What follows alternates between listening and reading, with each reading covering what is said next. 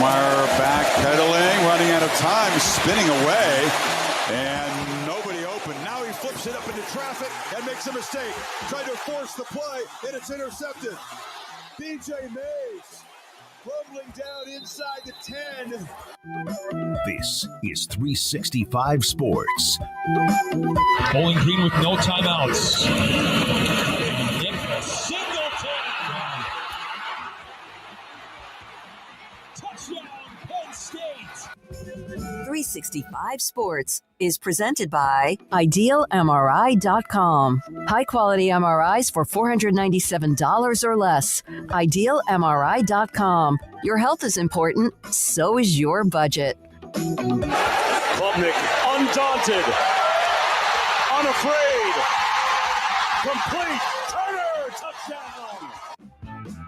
365 Sports is also brought to you by Texas Farm Bureau Insurance, protecting Texans since 1952. Why not?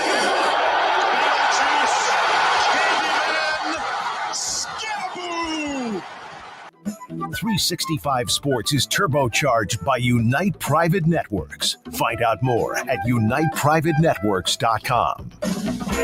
Jennings on the play fake, slides it upfield. Matthew Hickner off to the races. Hickner at the 30, full speed, and the big tight end goes 75. It's a Pony Express. Now here's David Smoak, Paul Catalina, and Craig Smoak.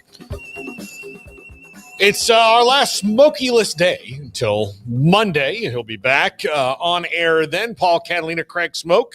Emery Winter, I would like to say right off the bat, not in the building today, even though I did offer him, a nice shot of 10th Mountain Whiskey, one of our sponsors, just to help him soothe the pain of last night's Pacers win over his beloved Thunder. Yeah, first of all, I don't know. Paul Catalina, Craig Smoak, by the way.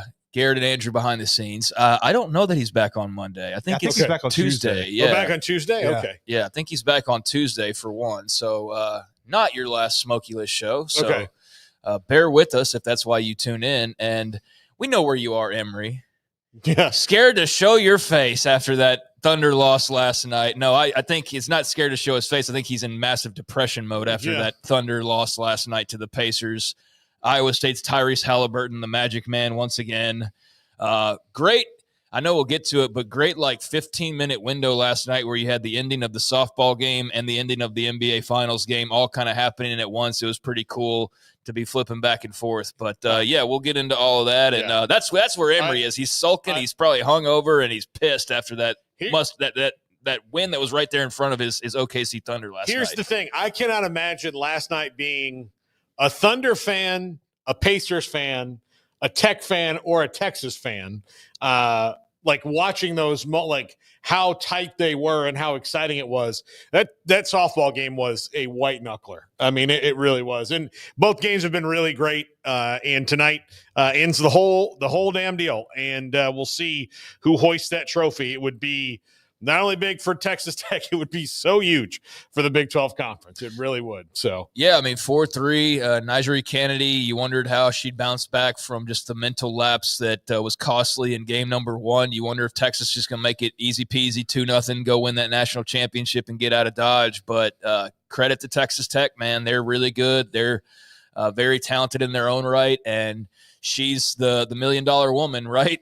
So she showed that last night, had her A game, and Texas Tech showed up with a response, man. You got to love it. That's what championship teams do. And, if Tech had won the first game, Texas, you would expect, would come back and make it a fight in game two. So I love that we're getting to game three, man. I'm glad that there wasn't a hangover from that, just the ending of that first game. And, instead, we get to see one more to close out college softball season, which obviously we paid much closer attention to. We got two teams in our backyard. And, it would be massive for Texas to get that elusive softball title they've been so close to earning here in the last few years. And obviously made a big hire to be in this position in the first place. But Texas Tech did, just as much in terms of investing in their team as is well documented. And, it would be huge for them as a school who's won some track titles and, been very close in some other sports to go win a softball title, to beat Texas specifically, I think as well, would be just massive. And especially to now do it down 1-0 to win 2 in a row would be pretty cool. So, yeah, saw Mahomes out there last night. He's like their McConaughey, isn't he? Definitely their McConaughey. He is the Lubbock McConaughey, which is cool. But, yeah, that was a really fun, exciting game. And all the while, the NBA Finals had a fun, exciting result as well. So that was a good 15-minute window of sports last night for sure. And congrats to the Red Raiders. I'm looking forward to however it wraps up tonight. Yeah, absolutely. So let's jump into the stack here. John Wilner, good friend. He was on the show just last week. Pac-12 Commissioner Teresa Gold, who right now only has 2 teams in her league, but in a year she'll have several more as they come in. And she said that as far as the CFP model, she's aligned with the Big 12 at ACC, and she talked about outdated performance metrics. She says, and this is kind of short, that they're in a lane of their own, but she says that they are closer to the Big 12 and ACC. Just hold off on that one for a second, Garrett. They're closer to the Big 12 and the ACC than they are to the rest of the group of 5. Do you buy that, Craig? I don't know that I do. I don't know that it's really obvious one way or the other, though. Yeah. I can see where Oregon State and Washington State were just in that same lane, so I don't think that they've fallen that hard in a year to where they're suddenly not able to go compete with Oklahoma State. And I think she's meaning the whole what I mean, that's the starting point though. But then you add in all these other teams, and I don't think that propels you further up. I do think that dilutes you a bit because you are bringing in a group of 5 teams and not other power conference teams. So. I don't know, man. I'm probably a bit too biased, honestly, to answer this question, to be perfectly just truthful about it, because I do think of the Big 12 in a certain way, and a Pac-12 that's down to its bolts, basically, and that's added a bunch of group of 5 teams, which I know the Big 12 did that, and they're not the same as they were when they had Texas and Oklahoma. So, yeah, they take a bit of a dip, but I don't know. I can see where she's coming from. I'll give her, I can definitely see where she's coming from with that quote. I don't know that I fully agree, but I get what she's saying. Yeah, I mean, I think that needs to be, the party line of hey, just need to tell everybody. And also you need to make sure that you have metrics to prove that as it goes along. Yeah. That the strength of schedule is similar, that these things are when you play teams, when they do, and especially in the Big 12 and the ACC, I'm sure they'll show when they win those games. Very few of those teams. I mean, 2 of them will play a Big 10 team every year in Oregon State and Wazoo will, but the rest of the teams that wind up in that conference will probably not play many Big 12 or Big 10 or SEC games. I don't know about, I can't speak to the Big 12 and the ACC as to what their future plans are regarding non-conference games with the Pac-12. But, yeah, I think that's a good place to say, and that's where they feel they are. And, look, some of their schools were up for certainly up for consideration in the Big 12 a little bit. Boise State certainly tried. They weren't there yet, and then there's that. So, we'll see where they are. But I do agree with her that, I do agree, agree. I like where she's at least her head's at when it comes to this. Yeah, I mean, she's got to be in that place. But, I mean, you have Gonzaga, who's a national championship caliber program. Even though they haven't won a national championship, they've been awfully close. So I think in basketball, you feel like they'll help you, hold your weight. I think in football, you have a Boise State, obviously, who made the playoff last year, albeit out of the Mountain West. And then you've got some programs who, depending on the year, depending on, what the ingredients are, might be pretty good. Oregon State or a Wazoo or, someone along those lines. I don't know about the rest of the sports. I can't really speak to those. And I think I probably go with they're closer to the group of 5, but again, I don't know. I'm like I said, I'm probably a bit biased, but I do understand her point. I think that, like I said a few days ago, the Pac-12 has done as best of a job as you could expect given the situation that they were thrown. I know it's taken a long time, and they're still unsettled. I mean, they're still out there trying to get that final team right, but I do think that it will be a fun conference to be a part of, no matter where your standing is in the power scope of overall college football. If you're hoping for it to be like a power conference, then you're going to be disappointed, and you should know better by now. But as a West Coast version of like the Sun Belt, where it's old college football. It's teams that know each other, that are near each other, that are in the same region, that will have good natural rivalry ability built in, baked in. I think that's something that a lot of other conferences now long for as they've expanded. And that's something you've been able to put together. And I think that will aid them in the long run in being a fun and entertaining conference for people out in that area. I just don't know how much the rest of the country is going to care. Right. That's where I don't know where you're going to be able to get much of the East Coast caring about Boise, Colorado State or things like that. But that was always a problem anyways. Yeah. Like that's always been an issue. So just how much more of an issue is it when you can't input a USC on occasion or an Oregon or things like that? So it's a watered down pack. I don't mean that to sound negative at all. And I think so long as you're not too consumed with competing for national championships and being considered like in the top level, and you just appreciate it for what it is, I think you'll really enjoy it.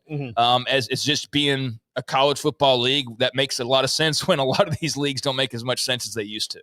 Yeah, no, absolutely not. So here's the next topic here. The at-large model rewards on-field performance, and after 15 months of the CSP, it's clear each commissioner advocates for their stakeholders.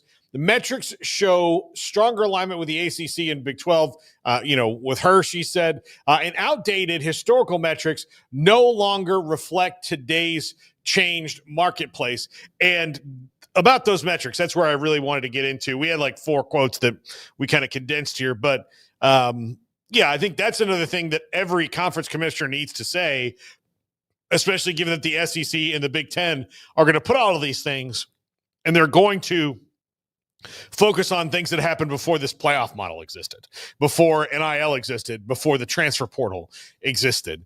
And that's all well and good, and they've succeeded in that era, and they're succeeding in this era too. But I don't think that it's not fair to compare them at all because of the player movement that's going on right now. Player movement, a team movement, movement, conference movement. All of a sudden you're the Big Ten and you're counting these championships from teams that were only in the league as of a year ago, and the SEC and everybody else doing, the same thing, domino effect. So, I think that it's been interesting to see 4-4, 2-2, 1 look like such a for sure thing. And now you've got multiple leagues, multiple people professing their desire for the 5-11. And did everybody just fall into Greg Sankey's trap ultimately? Yeah. Or did he lure everybody into the trap? I don't know. But obviously the Big Ten's got to start feeling like they're sort of on an island now at this point, because everybody, all the smaller leagues, and I don't mean smaller derogatory, but they're all saying they want 5-11. They want to prove it on the field. SEC knows they'll get like 7 teams in every year. So they're like, that sounds good. And the Big Ten's like, well, what about what we agreed to, which is what we've discussed at length. So, I'm with the 5-11. I understand the risks, but I think if you're like the Big 12 specifically, you're damned if you do, you're damned if you don't. Like neither one's a perfect solution for you. You get 1 extra team guaranteed, but I also believe everybody's like, well, last year, and I know I've said this, last year you only had 1 team in. Yeah, but that was 1 year. Yeah. And I also see the same people say, well, last year was a down year for the SEC. Well, I think it was kind of a down year for the Big 12, honestly, as well. Everybody beat up on each other. Now, if that remains the case, then, you're probably going to screw yourself overall. But if there are years where if BYU doesn't slip at the end or, somebody there could be years. Let's just take BYU. Let's say BYU and Arizona State and Tech, all 3 are fantastic. Right. And they don't play each other, or like it doesn't all overlap, right, because of the 16 teams. You could have 3 teams that are 11-1, and then you're going to tiebreakers, and then you're going to have 3 teams in. Yeah, which is what you're hoping for and what you're banking on happening. So if that does happen, then yeah. But I think, if we're going to say, well, last year was a down year for the SEC, well, I mean, you could say that about conferences at any point in time. They've all had down years, and that's not a predictive factor. And like, what if another year, this year's a down year? Then what?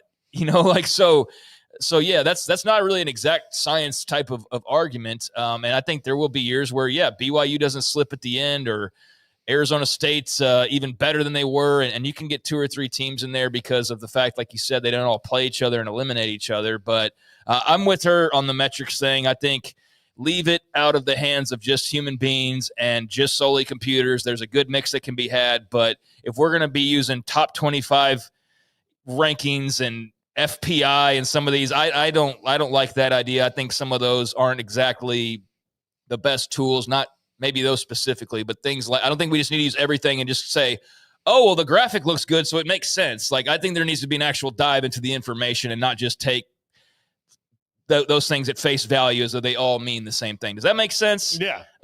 Because I do think there are some polls, they look fancy, they look nice, but you really dive into them and you're like, this isn't something that should be deciding playoff spots, or this thing's like 50% right. What are we doing putting this in there as far as the information goes? So I think they need to be smart about what they do use if they're going to use, calculations. They should use nothing that comes from any of the media stakeholders. Yeah, preseason stuff. Yeah, like they should use preseason poll shouldn't matter. Yeah, none of that stuff should be used in any metric, because then, the stakeholders for all the different conferences can can throw in things that weight it on there. Like, they don't know how it's going to work out in the end. They just know that they can weight things. And I can just speak to it personally from, when we were in radio, Craig, the way that they do radio ratings through a company called Arbitron is the biggest scam in the world, right? It's because they have all these weird weighted metrics that you can kind of push, because of the amount of people of certain walks of life that turn in diaries and the way that they do it. So you could get 50 diaries of one kind of person, but because they're unweighted, because they get the most from this kind of person, then one person can equal those 50 diaries, right? So you can weight things however you want statistically to push it to where you really want to go.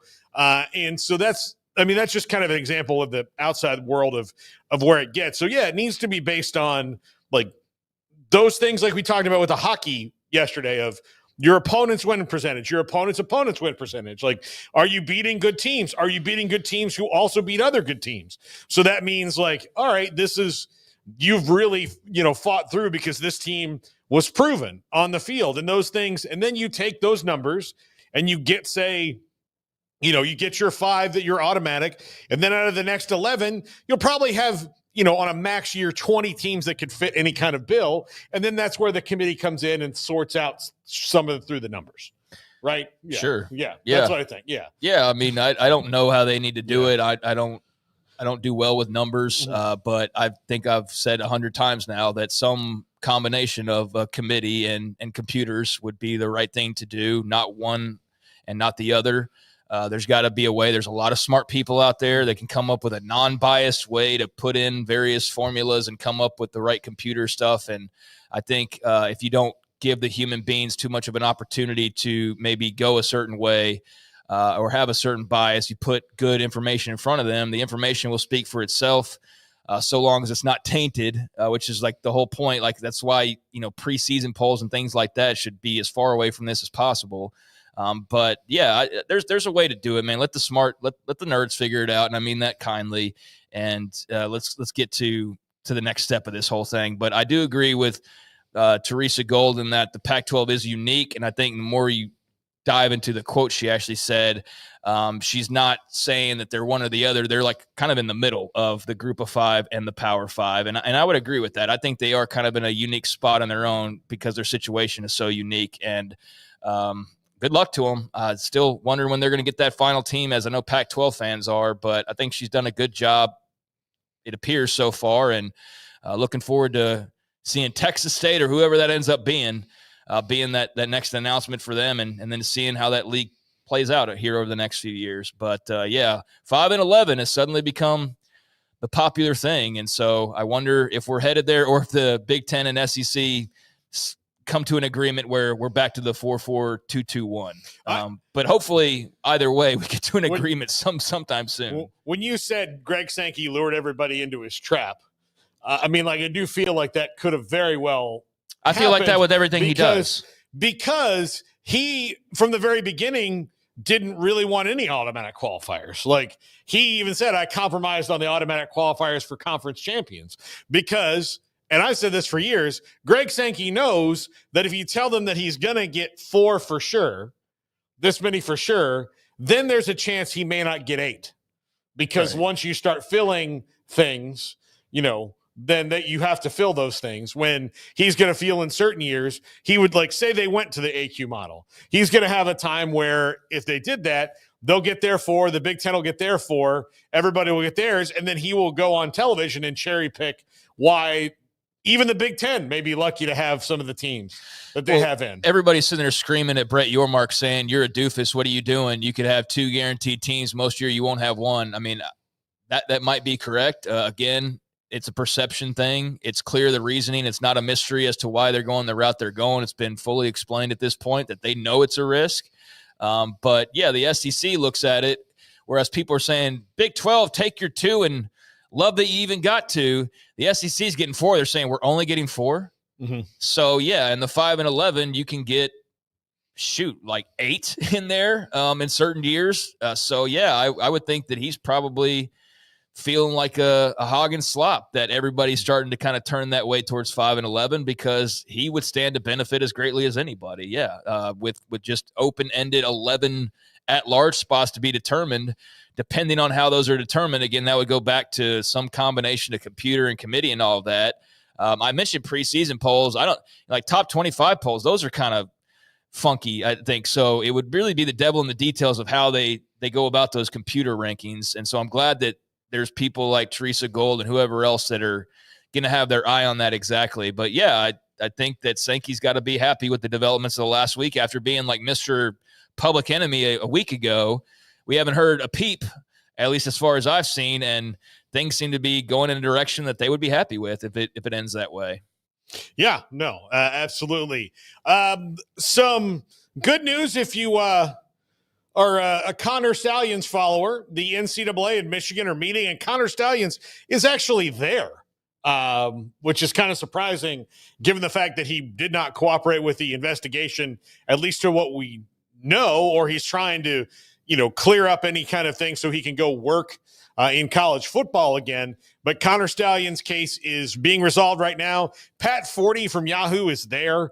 They're not allowing the media to observe anything, so I'm just kind of waiting until it's done, and then we'll find out. But, Craig, that is getting resolved today, and we'll see what penalties the NCAA tries to lay on Michigan and what Michigan will appeal, or I don't know, whatever happens. Or countersue or whatever usually happens here. But yeah.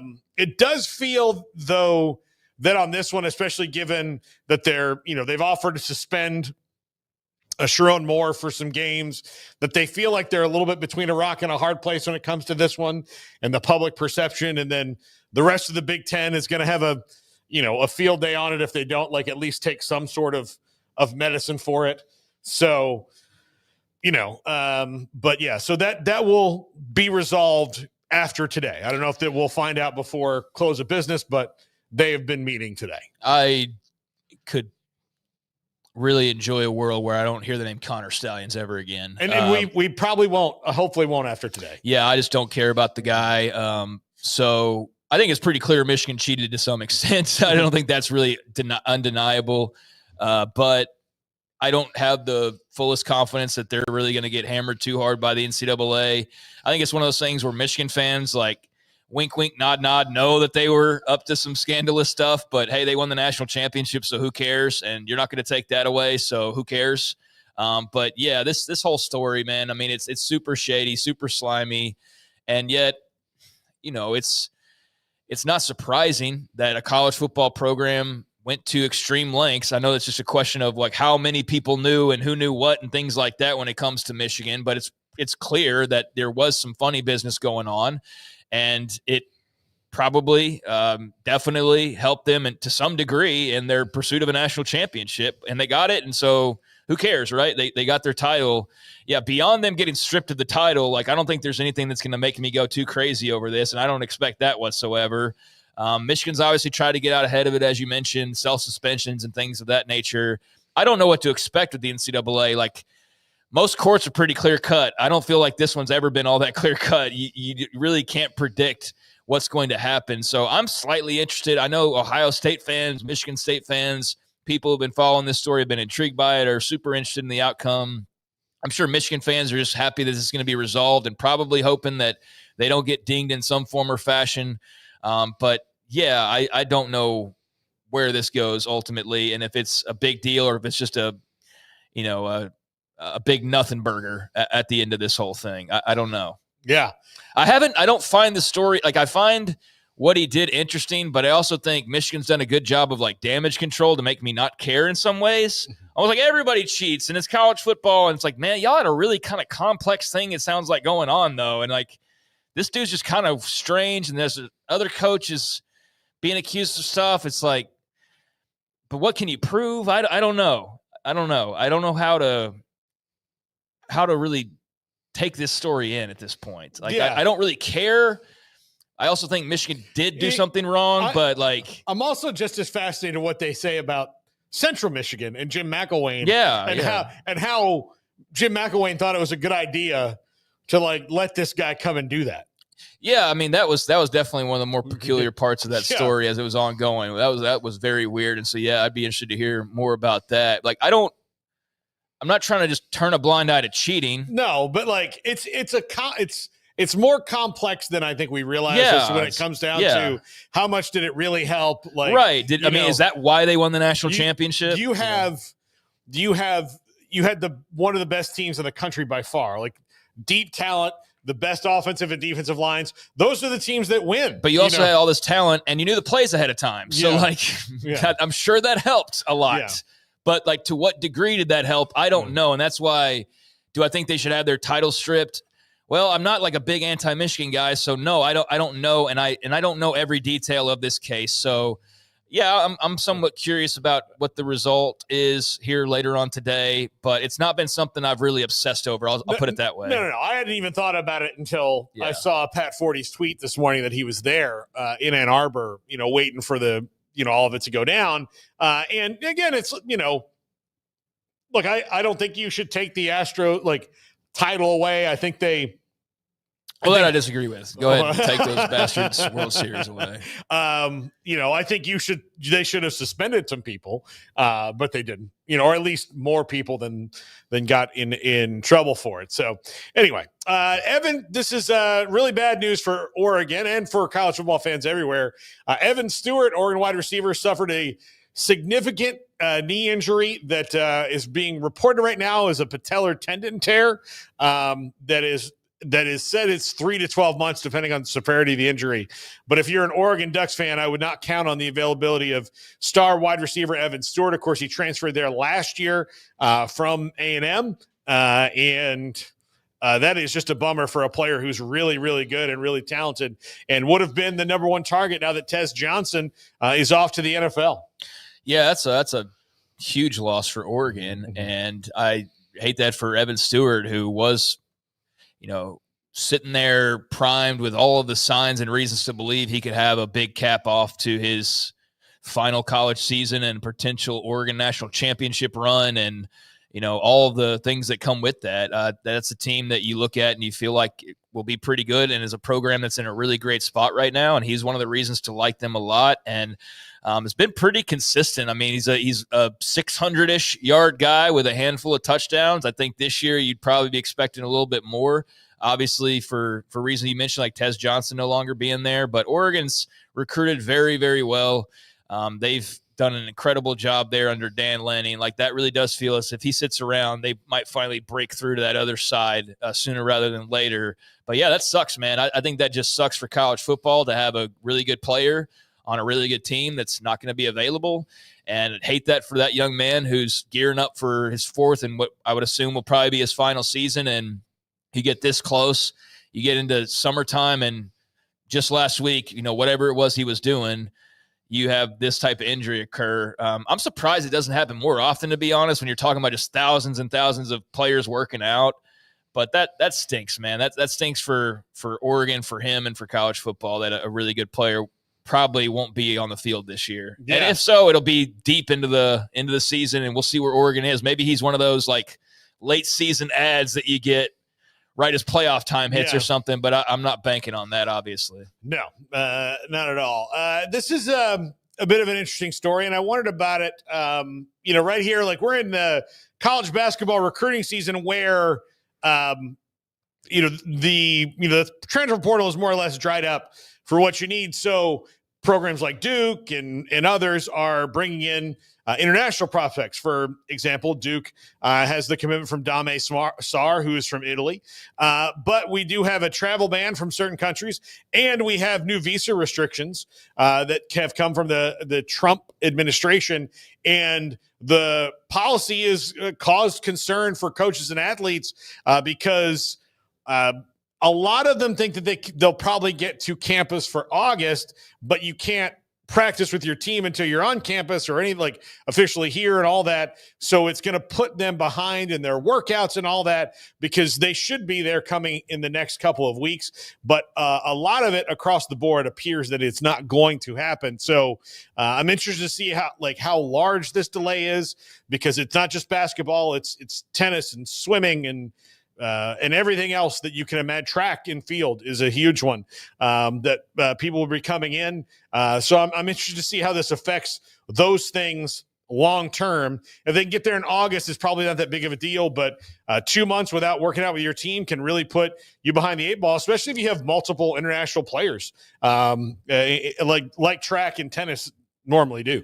Yeah, I mean, there's a lot of if carrying some weight there. I mean, if they're not in shape or if they're not ready to go, I think some of them probably will be ready to go, so, hit the ground running as soon as they get on campus. But, yeah, I mean, there's reason to assume that could be problematic. And I think it just sucks for those athletes to be kind of in limbo and wondering, hey, am I going to get to go play tennis at Arizona here in a couple months, or am I stuck in Lithuania?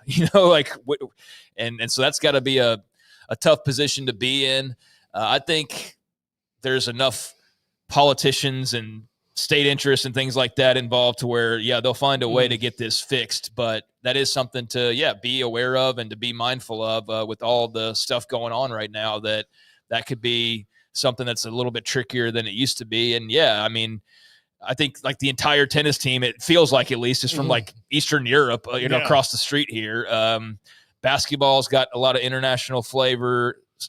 Soccer, I mean, all sorts of sports. Yeah. So football would be the least affected of everybody, but you do still care, even though we're mostly football. You still want everybody to have their opportunities and to be able to come and play whatever college sport they got offered to play. So hopefully there's not too much of a snag here and everybody can get to school and get to work. Yeah, a little bit of a bummer of a story here. Just wanted to just say thank you to Mark Cohen, who's been at TCU for 20 years as their top sports information director. And my apologies that I'm saying the longer, more official title, but that's what he is. He's one of the best. We've always had a great relationship with Mark Cohen, with a great relationship with TCU. And I don't expect that to be limited in any fashion, but they're doing some restructuring and they've eliminated his position. But I just wanted to take a second while we're here on the show and say thank you to Mark Cohen for all the stuff he's done. I'm sure he's going to land on his feet because he's one of the best in the business. But, it always sucks when somebody you have so much respect for loses their job. And I hate it for Mark and wish him the best. He is one of the best at his job, which is communications with the media. And I cannot tell you 10 out of 10 every time I've ever had to deal with him or we've had to deal with him for our show or anything else. He's got a sterling reputation. I know a lot of people have worked with him or alongside him or whatever, and they have nothing but great things to say. I don't think I really crossed paths with him too much outside of a couple handshakes here and there. Didn't really delve as deep as you did into getting to know him, but I've heard nothing but great things, respectful things, and just another sign of the times, I guess.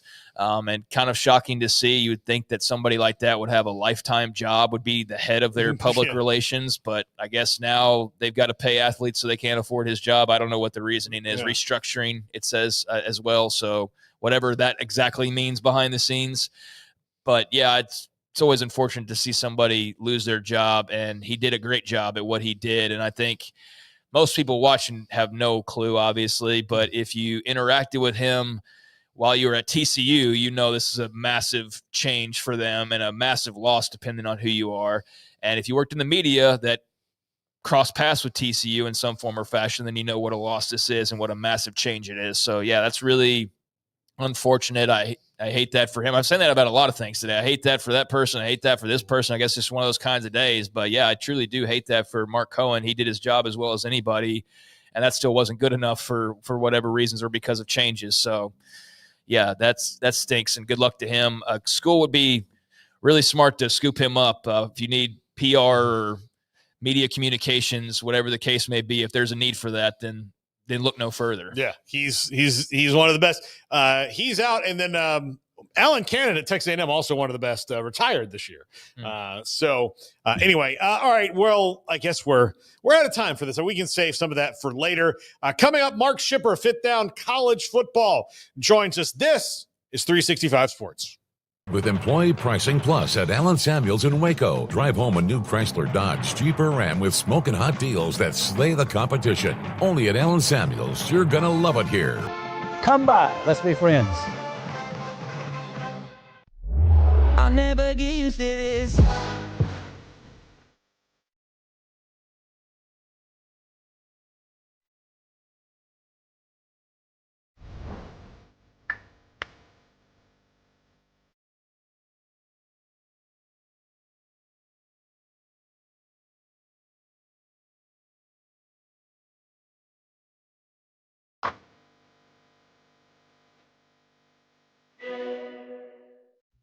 Developed by Startup Waco, a nonprofit organization, GXG is a program designed to support the entrepreneurial development of Baylor University student athletes through NIL activations. The program helps student athletes maximize their platforms and offers a comprehensive support system for them to create and grow new businesses that not only benefit themselves, but also uplift the local economy.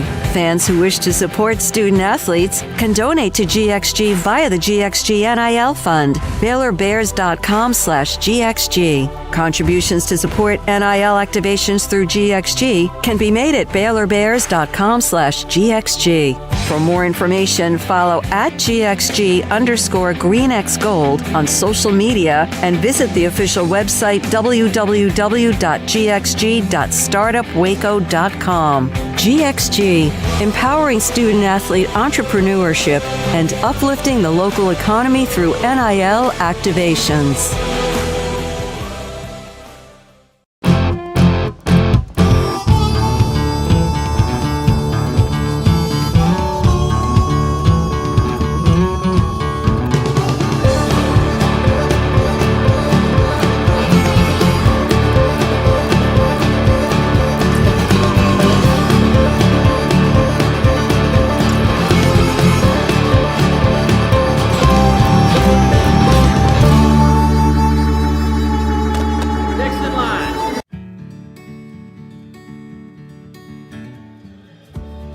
Whatever it is you wrangle,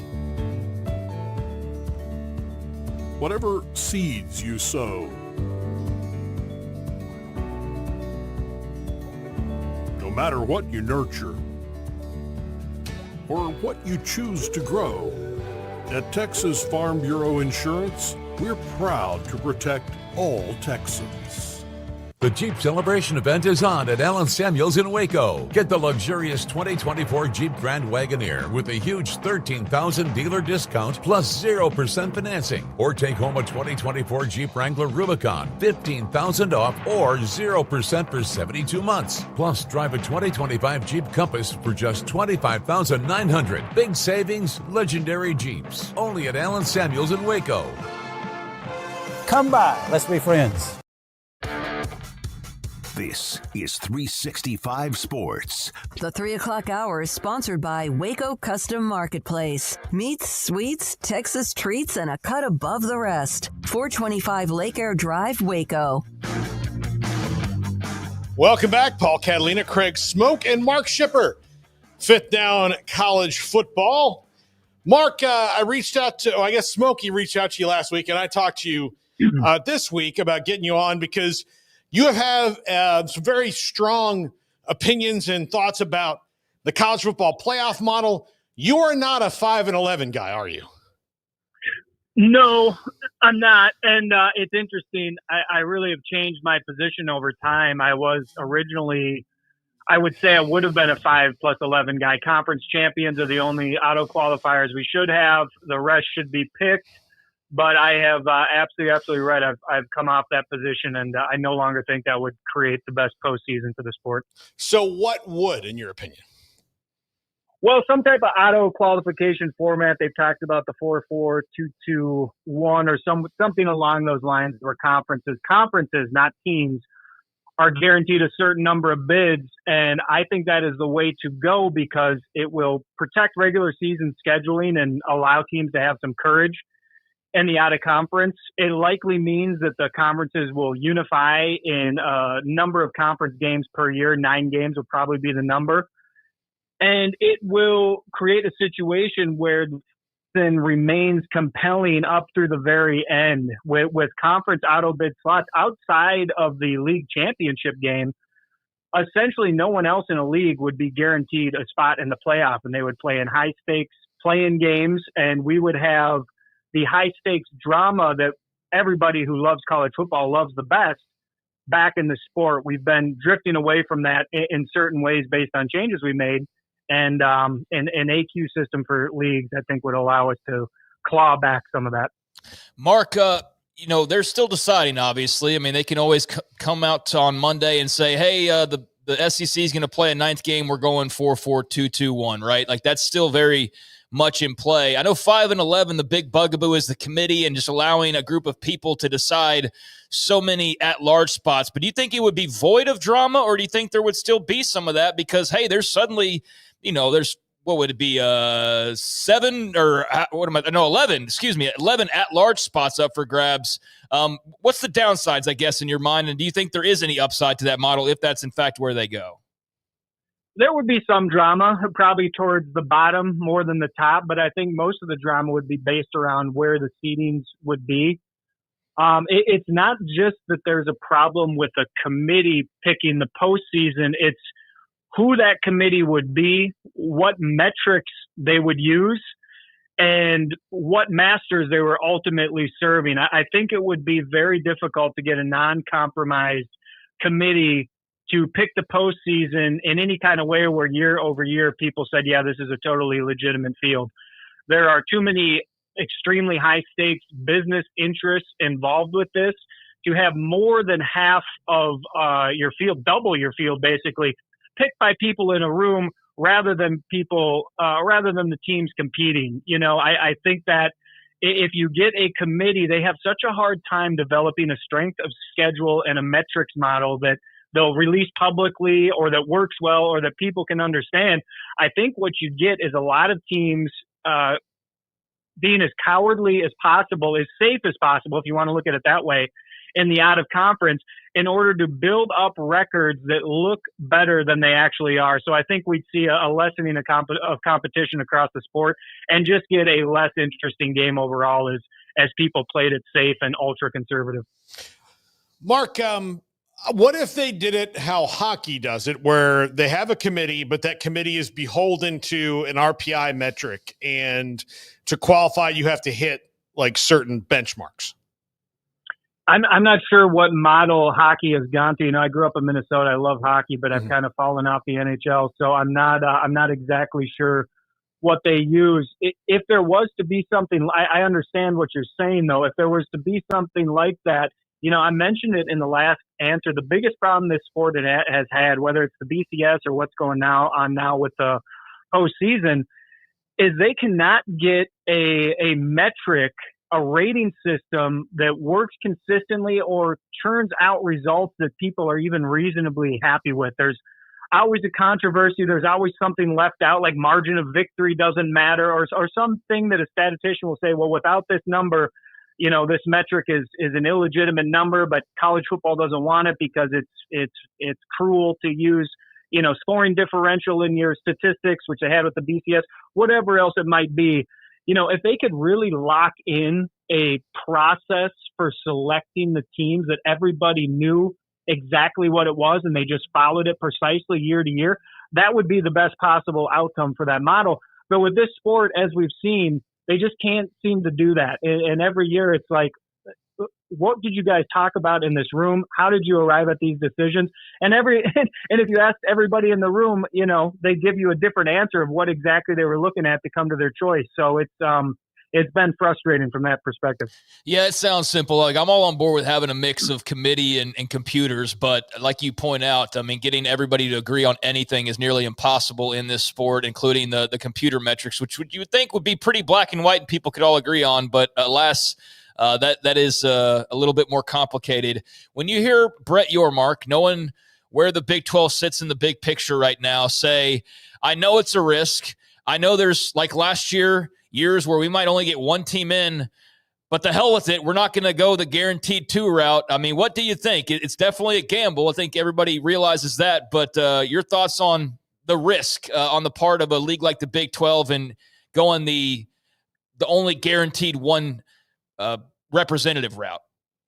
Yeah, with due respect to Commissioner Yormark, I think that's a foolish route to go. There's a lot of bravado there, and I like the patriotism for his league and his schools. It sounds good, but taking a guaranteed route plus an opportunity at potentially an at-large would be the smarter play for a league like the Big 12, and that's the term I've used with the 5+11 is there will be a feeding frenzy between the Big Ten and the SEC. And that's what I mean about compromised committees and unknown processes. They could easily find a way to put in the Big 12 or the SEC Big Ten champion and then put in every at-large team between those 2 schools essentially and give everybody else one. And they could find a way to do it almost every season. So I would really worry about that if I was in a league like the Big 12. It's weird to say, Mark, but the only weapon they have is public perception, right? So, because they don't get to make the final decision. So right. They really have to push things to what could be the best for them. And I think part of it is they don't want the public perception of saying, well, these teams automatically deserve more than we do. Because I don't think that they It may be true most years, but I don't think they believe that. And I also don't think that they trust, like you said, the metrics that these leagues have been using forever have, are kind of backdated with some now what I would say dead data because the sport has changed with realignment and NIL. Yeah.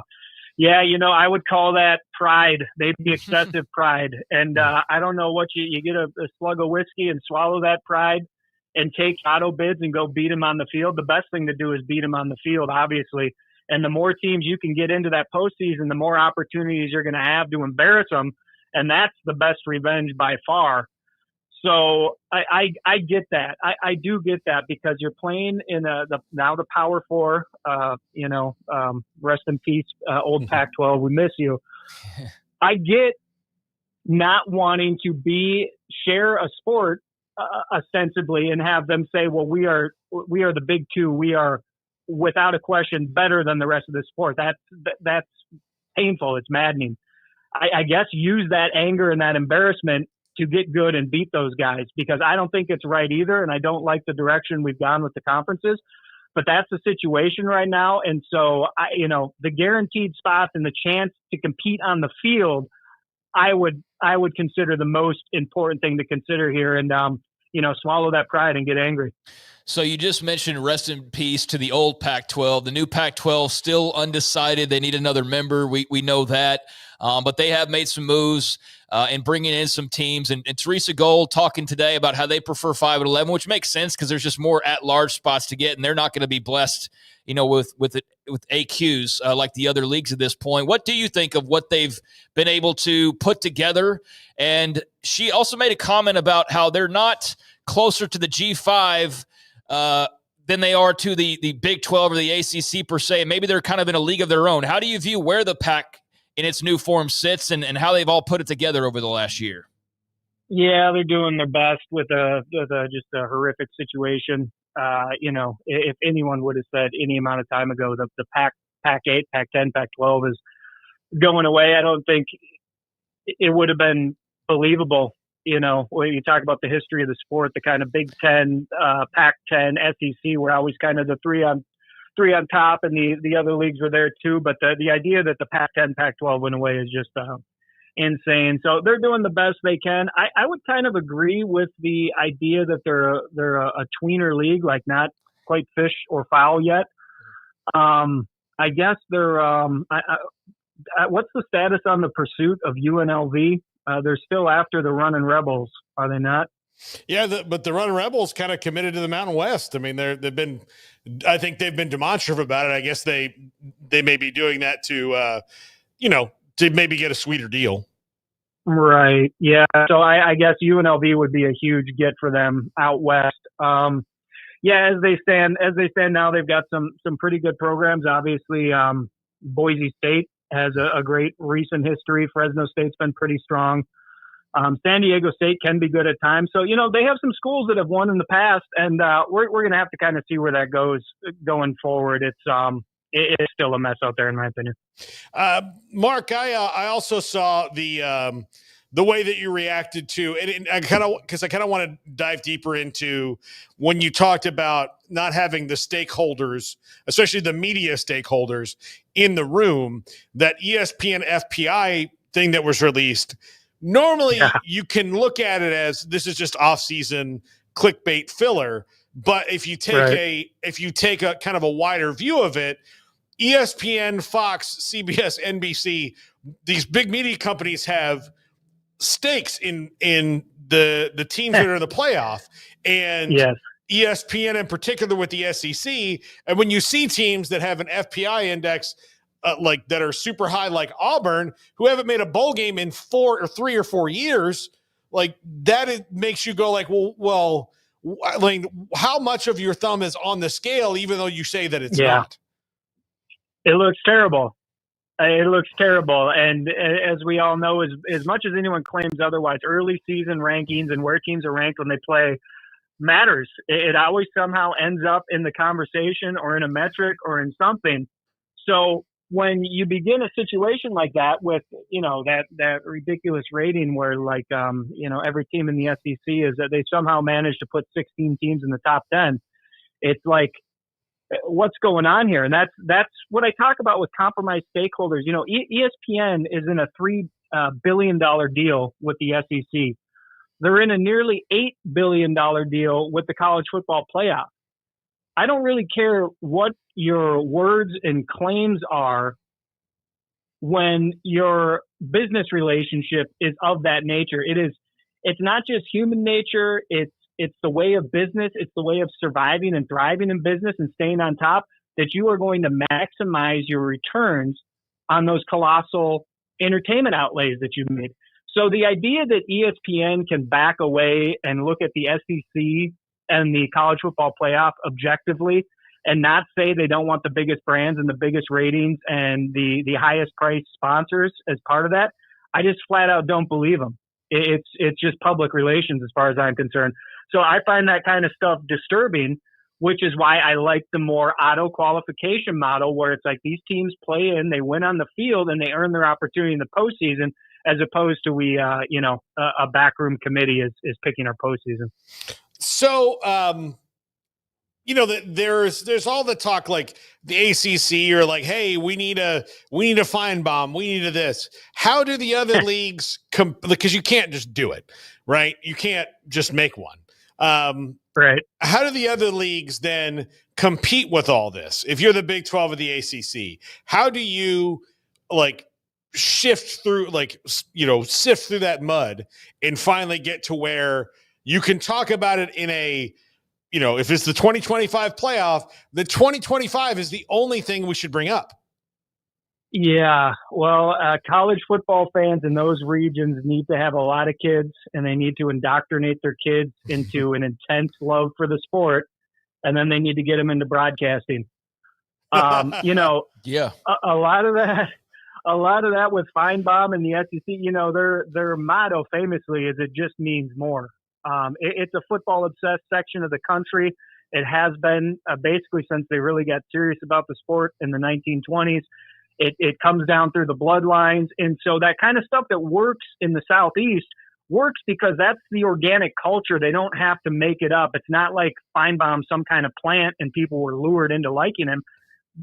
he's from the South, and they I don't know, I don't want to say they like him. Some people like him, but they certainly listen to him and they certainly argue with him. So you got, college football is a very regional game. You got to get people from these regions who have highly controversial and incendiary opinions. You got to get them on a big platform and get people talking. But of course, the most important thing is, for a lot of years, the SEC won a lot of huge football games. And in the end, it comes down to that is who's hoisting the trophies and who's winning the big bowls and the big national TV games. So win on the field and never stop talking about how great you are. And that's kind of the recipe. Mark Schipper, Fifth Down College Football. Mark, what are you working on right now? You know what? I'm wrapping up my book, big book that I wrote. I made an odyssey around the country. I went to many of the sports' greatest rivalries. It's a book about the past, present, future of college football and an American travel journey, and that's going to be out this fall. So I'm real excited about that. I put years into it, and I think college football fans are going to love the journey. Well, Mark, I can't wait to read it when it is out. And, of course, we'll probably have you on before the book is out, but we'll definitely have you on to help pump up that book even more when it's in print and ready to go. Anytime, guys. I always love chatting with you, so you know where to find me. Yeah, Mark Schipper, Fifth Down College Football. Interesting, Craig. What did you think about his view on the AQ thing? I mean, I think we've gone over everybody's opinion at this point, and I don't disagree or anything like that. I just think, looking at it from kind of where we started is the perspective of the non-SEC, non-Big Ten teams. I understand they're taking a risk, but nobody has said that more than they themselves have, or at least Brett Yormark acknowledges what a risk they are taking. And so I don't think there's a perfect format, because the perfect format would have been like 8 teams with your power champs and then your 4 at-larges or your 3 at-larges.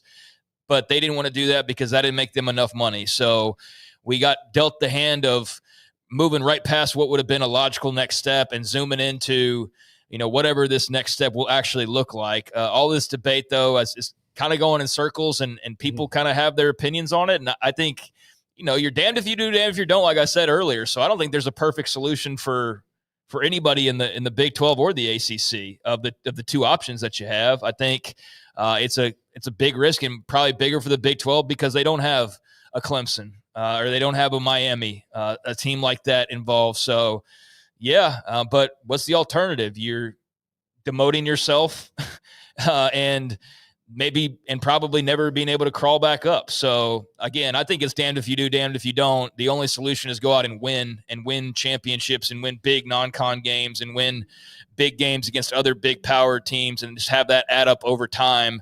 There is no quick, easy fix. But, I've seen like Josh Pate's got like this ultra in-depth explanation of his example of it. I've seen others that have had their ultra, there's like subcommittees involved, and like it all, like, when you get it out, it makes sense. But after a while, I just start to not care. Like, I just want to see the teams line up and play. You know what I mean? Like, we're getting into these this sub deal and this and that. And I know it's not as complicated as I'm probably making it sound, but I've heard everybody's ideas. I think there's a lot of good ideas out there, but ultimately a lot of those good ideas aren't going to be considered by the committee as possibilities for this tournament, right? They're going to do what they want to do that makes them the most money, not what's actually best for the sport. So I wish that, maybe some of the college football fans that are proposing some of these things could have a little time with the leaders and explain why or whatever. But yeah, they're ultimately going to do what they want to do in the Big Ten and the SEC, and we're at the mercy of that. Yeah. No matter how many great ideas there are. So I appreciate looking at them. I think there's some cool stuff that's been put out by various people. But when you dig your heels in on it, it's like, that's great, but you're not the one making the decision on this. Like, you have no say whatsoever. Maybe you can help influence this a little bit, but ultimately the 2 power brokers are the ones that are going to decide. So, I feel like my opinion doesn't really matter, if that makes sense. Yeah, absolutely. Absolutely. When we come back, we'll finish the rest of the stack, and we'll talk about UNLV. Can they be a G5 giant? Chris Vanini had a really interesting article about it. I'm curious of Craig's opinion. In your opinion, this is 365 Sports. Let Camille Johnson Realtors guide you seamlessly through the process of buying your dream home or selling your current one. Commercial, farm and ranch, or residential, Camille Johnson Realtors can smoothly and successfully lead you through any transaction. With a team of 28 experienced agents who are excited about serving you, Camille Johnson Realtors services the entire greater Waco area. If you're in the market to buy or sell, contact Camille Johnson Realtors, 104 Midway Center in Woodway, or find them online at www.camillejohnson.com. Camille Johnson Realtors, elegant, charming, warm. Welcome home. Pizza, burgers, and Bears football. There's no place around Waco that serves them all other than Bubba's 33. Come show your green and gold and enjoy some of Waco's best food and beverages while watching your favorite team, the Bears. When real Bears fans get hungry, Bubba's 33 is the #1 spot for ice-cold drinks, hand-stretched, stone-baked pizzas, and bacon-infused burgers. Join us for indoor or patio dining. Bubba's 33, Waco's restaurant and proud supporter of Baylor Bears football. Sick 'em, Bears. Don's Humidor, your home with a 48-foot walk-in humidor with the elite cigar brands from around the world, including the #1 cigar of the year, Aging Room Cuatro Nicaragua. Plus, they have the great brands like Macanudo and Artur Fuente, Rocky Patel, Aston, and so much more. CBD, great for sore muscles, aches and pains, sleep, Vita Dreams, and anxiety, mild depression, general health and wellness. Their staff very knowledgeable on the subject. Don's Humidor in the Townwood Shopping Center off Valley Mills in Waco. Ready to take your business to the next level? Carrion Solutions has got you covered. We deliver world-class IT consulting, including Quest On Demand and Migration Manager, M365 and Exchange migrations, Active Directory assessments, security hardening, and Windows Server upgrades. Our experts specialize in consulting, monitoring, support, and managed IT services. We promise vision, professionalism, and unbeatable value. Satisfaction guaranteed. If you're not happy, we make it right. Remember the name Carrion Solutions. For more info, email sales@carrionsolutions.com or visit carrionsolutions.com. That's CARRION solutions.com. Carrion Solutions, IT success guaranteed. At Ideal MRI, we feel blessed to be part of the Waco community. We're a small family business here in Central Texas. At times like this, the cost of healthcare has never been more important. And unfortunately, significant illnesses and injuries still occur. And that's why Ideal MRI is open and here to serve you through this difficult time. So if you need an MRI, ask your doctor about Ideal MRI. You can schedule online in minutes at idealmri.com or call 833-IDEAL-MRI.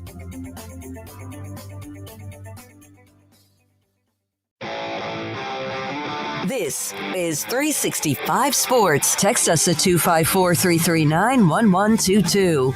The text line is sponsored by Riverbend Liquor and Wine, with the most extensive variety of craft beer in Waco.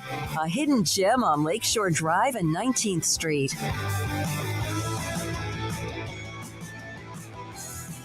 Welcome back, 365 Sports, Ball Catalina. Craig Smoak, Garrett Ross, and Andrew Vlade in studio. What are you eating over there? I have a That's It bar. Okay. A little healthy snack. Next time, let me know. I'll bring us back so you don't choke trying to introduce us here. I had some in my teeth, and I was trying to rinse my mouth out there. So I didn't quite realize how close we were to being back. First up, John Fanta, one of the best broadcasters when it comes to basketball, put out this mock draft that he had today. Now, the first couple of picks are kind of obvious. It's going to be Cooper Flagg and Dylan Harper, we think. But VJ Edgecombe, right here from Baylor, they're at number 3, going to the 76ers. And then you can see on down the list, Ace Bailey, Jeremiah Frears, Trey Johnson from Texas, Con Knuppel from Duke, Igor Denham from BYU, a lot of Big 12 names on this list. Come on Malawach from Duke. And Cedric Coward. The first thing that jumped out at me here is Duke had 3 top 10 picks and didn't win at all. Now, they were a Final Four team, but that's going to sting a little bit when you think about that. Like, if you're a Duke fan thinking about it, a couple weeks from now at the draft, you're going to be like, damn it. Dude, I'd be far more pissed as a Rutgers fan. You have 2 top 4 picks and you didn't even make a dent in the tournament. At least Duke made the Final Four. You didn't make the tournament at all. You didn't make the tournament. Apparently they spend all their money on those 2 guys, though. Yeah, so that's why you need general managers, I guess, nowadays, is to let the head coach know or let whoever's in charge know, like, you can't just go all in on 2 guys. There's multiple players that you need to be to a certain level. You can't just have two guys carry the way. But, yeah, I'd be much more pissed as a Rutgers fan. We got 2 top 4 picks, and we didn't even sniff anything of substance. But, yeah, I mean, Duke, Cooper Flag, that's the obvious pick for Dallas. And I know our greater college football audience, not just on this show, but in general, there's a total lack of overlap with the NBA, but they do love college basketball. And I do think this is a good look for BYU to have a top 10 pick. They got a lot of momentum. That'll just add to it. Trey Johnson at Texas was a really nice player. And I think they obviously wanted to have more when it came to tournament time, but no surprise that he's up here near the top. Oklahoma, like as somebody who follows along, I thought Fears was a really nice player, even though they weren't necessarily great but they weren't great as a team. They were borderline tournament team.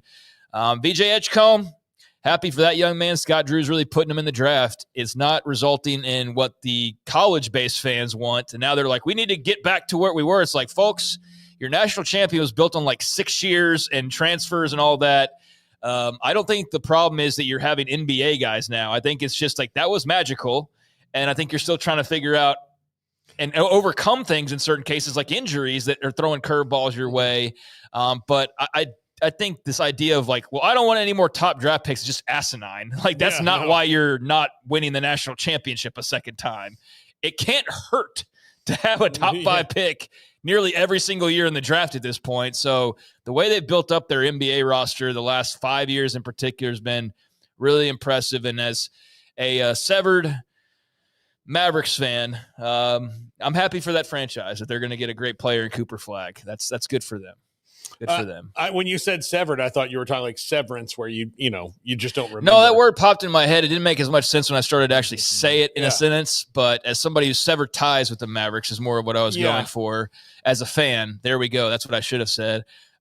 I'm happy for Dallas. I absolutely believe it was rigged. It's just like the odds of that still are crazy. But if it wasn't, then that was the greatest karma of that fan base, and that's could have gotten, and they absolutely deserved it after the trick that was pulled on them earlier this year. Yeah.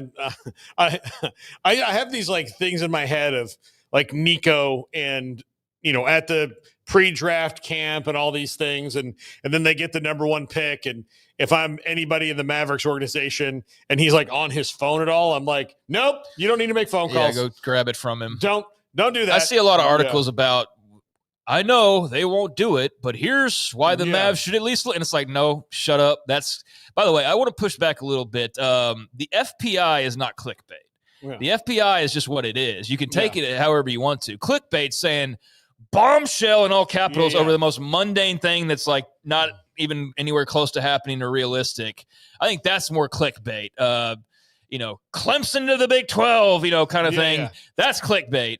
But I don't think just putting out a thing is really clickbait. So I just want to say that because I don't want to disrespect the work that's put into that, even though I don't necessarily think it's like the end-all, be-all tool by any means of stretch of the imagination. That's probably fair. Yeah, I just don't want to water down the term clickbait for what it's rightfully reserved for. You know what I mean? Yeah. So anyways, that's a cool look. I mean, I think Kevin Young, we talked about at the end of the show yesterday, BYU locks him down for the long term.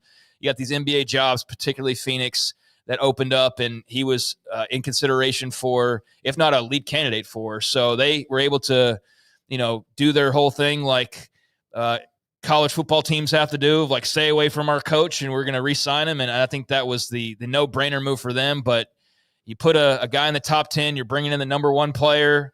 Like there's a lot of reasons to be excited about BYU moving forward. So I think it's going to be interesting to see this draft coming up, and I think there's some cool names on here, some cool tie-ins to whatever league you root for. Yep, absolutely. Some news out of the Matador Club. Nijaree Canady has agreed to a deal with them for next season. This is, again, Amanda Kristovich, our good friend. Right before they play for the championship, she's gotten a little bit of a raise, about $200,000 or so. I say a little bit. Nice little bump. Can I get 20% bump? Little there. Raise? Yeah. That'd be she's awesome. got a nice little raise there for Nijaree Canady. And again, I think, like not all these athletes are worth every penny when you're she's paying a badass. them. She is absolutely, like, her ERA is 0.97. Mm-hmm. That is insane. Like, she is in there with pitchers like Jenny Finch and all that all-time Cat Osterman, where, 0.97, and I guarantee you of that 0.97, I think that 7 maybe happened the last 2 nights against Texas or last few games against Texas and Oklahoma.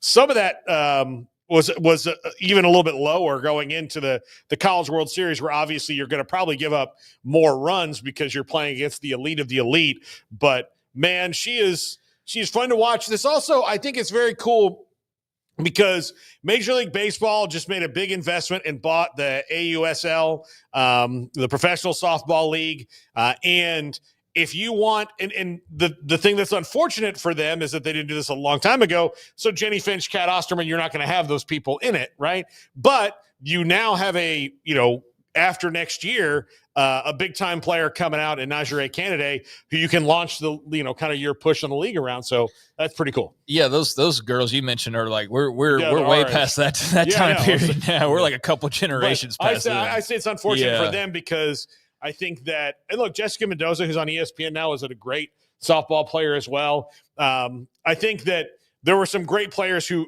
obviously missed their window because for the longest time people didn't care enough. But now's the time. Women's sports is having a moment right now, and I'm glad that they're capitalizing on it. Yeah, I don't think it's necessarily going to always translate women's sports are popular, so women's soccer league is going to be great or anything like that. But I do think if there was a time to go and invest and try to put something together, then now would be the time, especially with a talent like her. And I thought it was cool that her initial contract, it's all well documented now, and I'm sure out in Lubbock circles it was already well documented, but you're seeing a lot of reporting on it now because of them being in the World Series and all that. But her initial contract, $1,050,024. The $1 million was just the straight up agreement. The $50,000 was for living expenses, and the $24 was for her jersey number. So I thought that was kind of cool. Now I guess it's all thrown for a loop because she's got a different deal, but that was all kind of cleanly put together for a reason. And yeah, she's deserving. I see in the comments of certain, like the game-winning tweet last night from Texas Tech softball's account or whatever. There's Texas fans or just random people, right, that are, well, they're never going to recoup that money. It's like, that's not the point. They're not trying to make money, like in general, off of this investment, like it's some business or something. They're trying to go win a national championship, and that will bring in a lot of money for the softball program and all of the exposure they're getting.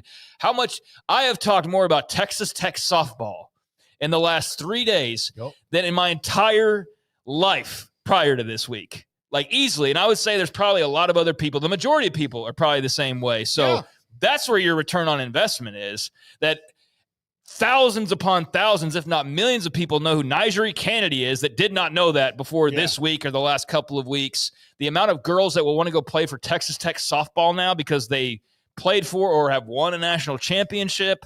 Whatever Canady does later in life, she becomes like big Olympic champion. She's got Texas Tech that she's still representing, right? You got Patrick Mahomes up in the press or the probably like suite or whatever he was in last night. Just all the eyeballs on that.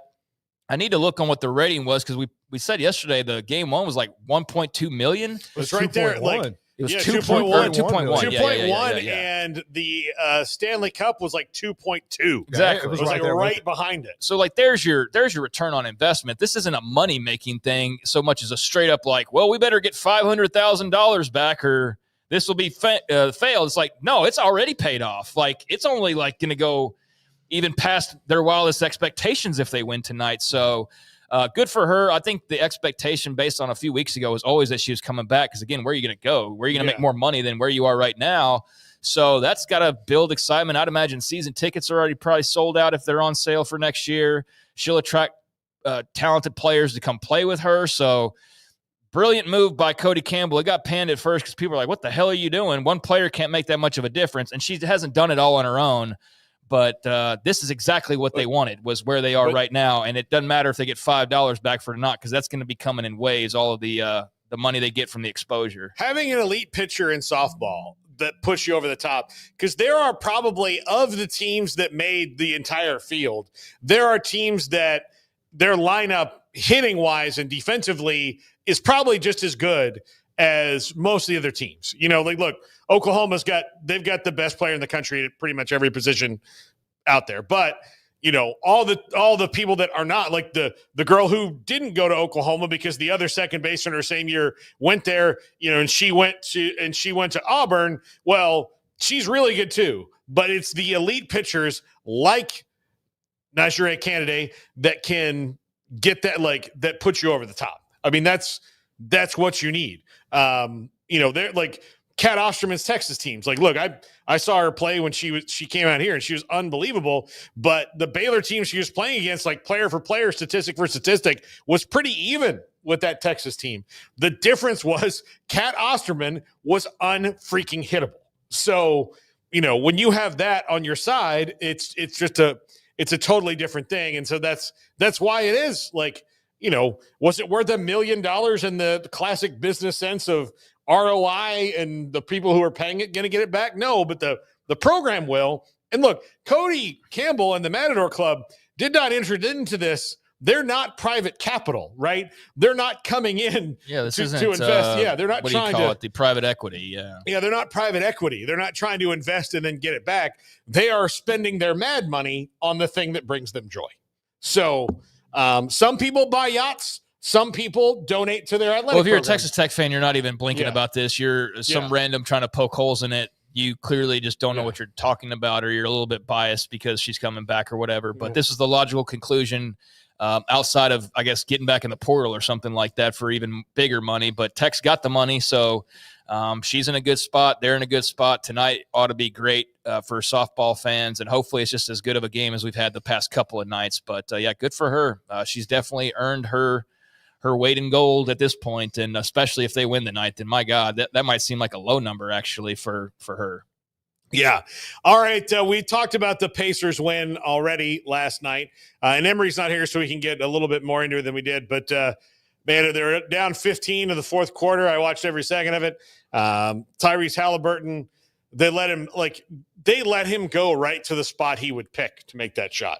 Like that was the – and the Thunder are great on defense, but that was maybe the biggest mental block they've had all year of let's let him go right to that same spot.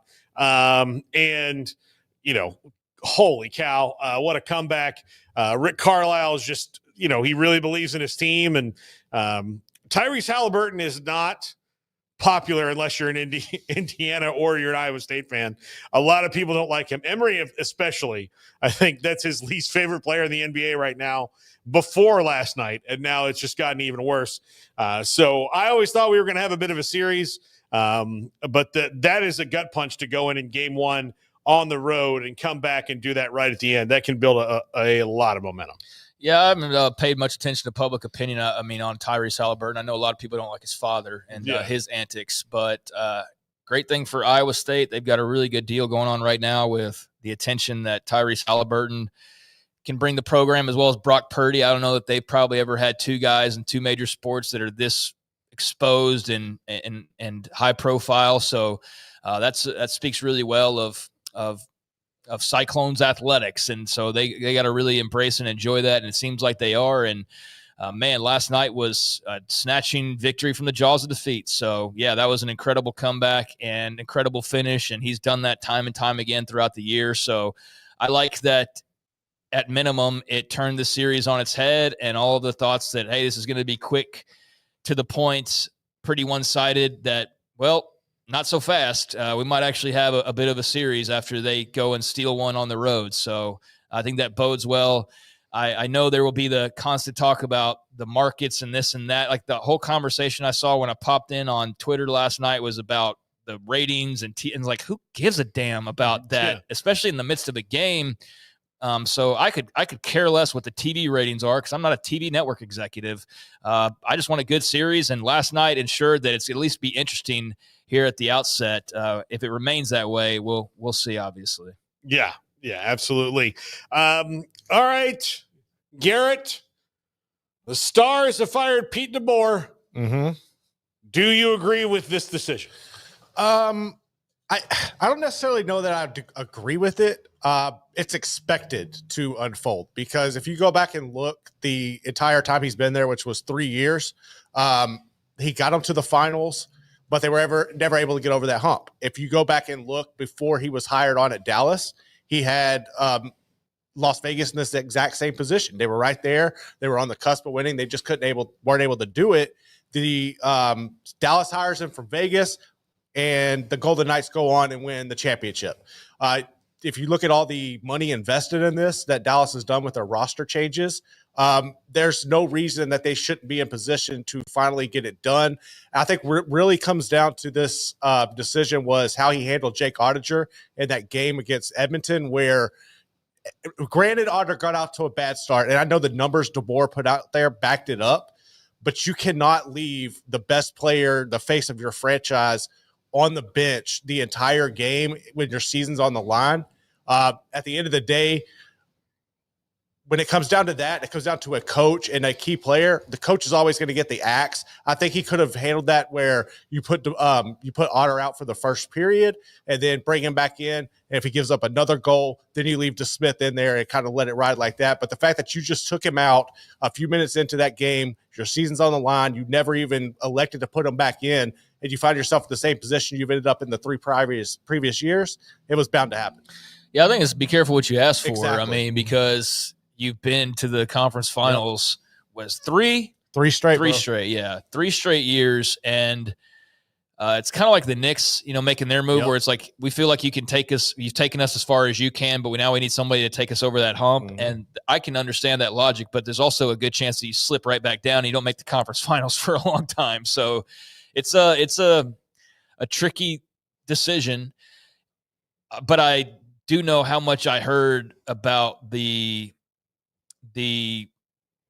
call to take out Ottinger and how much that just bothered the most hardcore of Stars fans and how much that stuck with them after that last game, and almost like the unforgivable sin in a way that even though you understood them losing to a good team, like you just still didn't understand the way he handled that. And so I think that must be much like for the fan base, for the front office, that was just too much to overlook. Like, we're just like, yeah, we can't go back now after you did that. So, be careful what you wish for, but I certainly understand where they're coming from and thinking maybe this is as far as you can take us, and we need somebody to just take us over that last hill, and you're not going to be the guy to do that. So we'll see how that works out for them, but they've been knocking on the door, and I can understand how frustrating it is when you've kicked and kicked and kicked, and that sucker won't, finally knock down. But hope for their sake that this isn't a move that causes them to slip down and they're able to, finally break through. Yeah, absolutely. I couldn't tell you, who they're going to hire next or anything like that. No, I have no clue. But I get that, like, there's that, Tony Dungy, John Gruden thing in the NFL where you just needed an offensive mind to kind of take over. And he was supposed to be the offensive mind because the coach prior was defensive minded. He went into Minnesota, turned them into a defensive minded team. So that you've done that. I don't know what you do, man. Yeah. I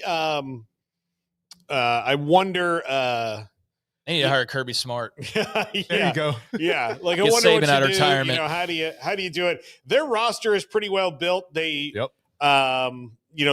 not like they need to go and get anybody. Now, I think the other questions are, you've got some older guys there, that were stars. Jamie Benn, Tyler Seguin. What is their future? What is their role going forward? And how do you maximize that? No, I mean, that's the biggest question, but that's really the only hindrance you have on that roster because you've got in young talent. You got everything you need. I wouldn't be surprised if you moved on from Seguin at least because he hasn't really, he was injured this year. And then once he got into the postseason, he never really delivered. Kind of same thing for Ben. But yeah, at this point, you've done everything you can from a roster standpoint. I don't know how you can address it any further to get any better. Yeah. All right, Garrett. So tonight, game 2 in Edmonton, right? Yeah, it should be tonight. Yeah, tonight, game 2 in Edmonton. If the Oilers take the lead 2-0, can Florida rally back from Absolutely. that? Yeah, Okay. I think Florida wins in 7. Edmonton could not afford to let that game get stole from them on their home ice. It's going to be very difficult for them to win on the road. But yeah, I think Florida still has the better team and will win it in 7. All right, there we go. All right, I need to ask you guys this. I don't know who I'm pulling for in this because I was told by my wife that we're Americans and we root for American teams. But I also have never once and never will pull from any team that lives in Miami. The Heat, That's fair. No. The Dolphins, no. I mean, I don't even talk about the university there. The Marlins, absolutely not. Mm-hmm. Messi plays for the soccer team, not getting into that.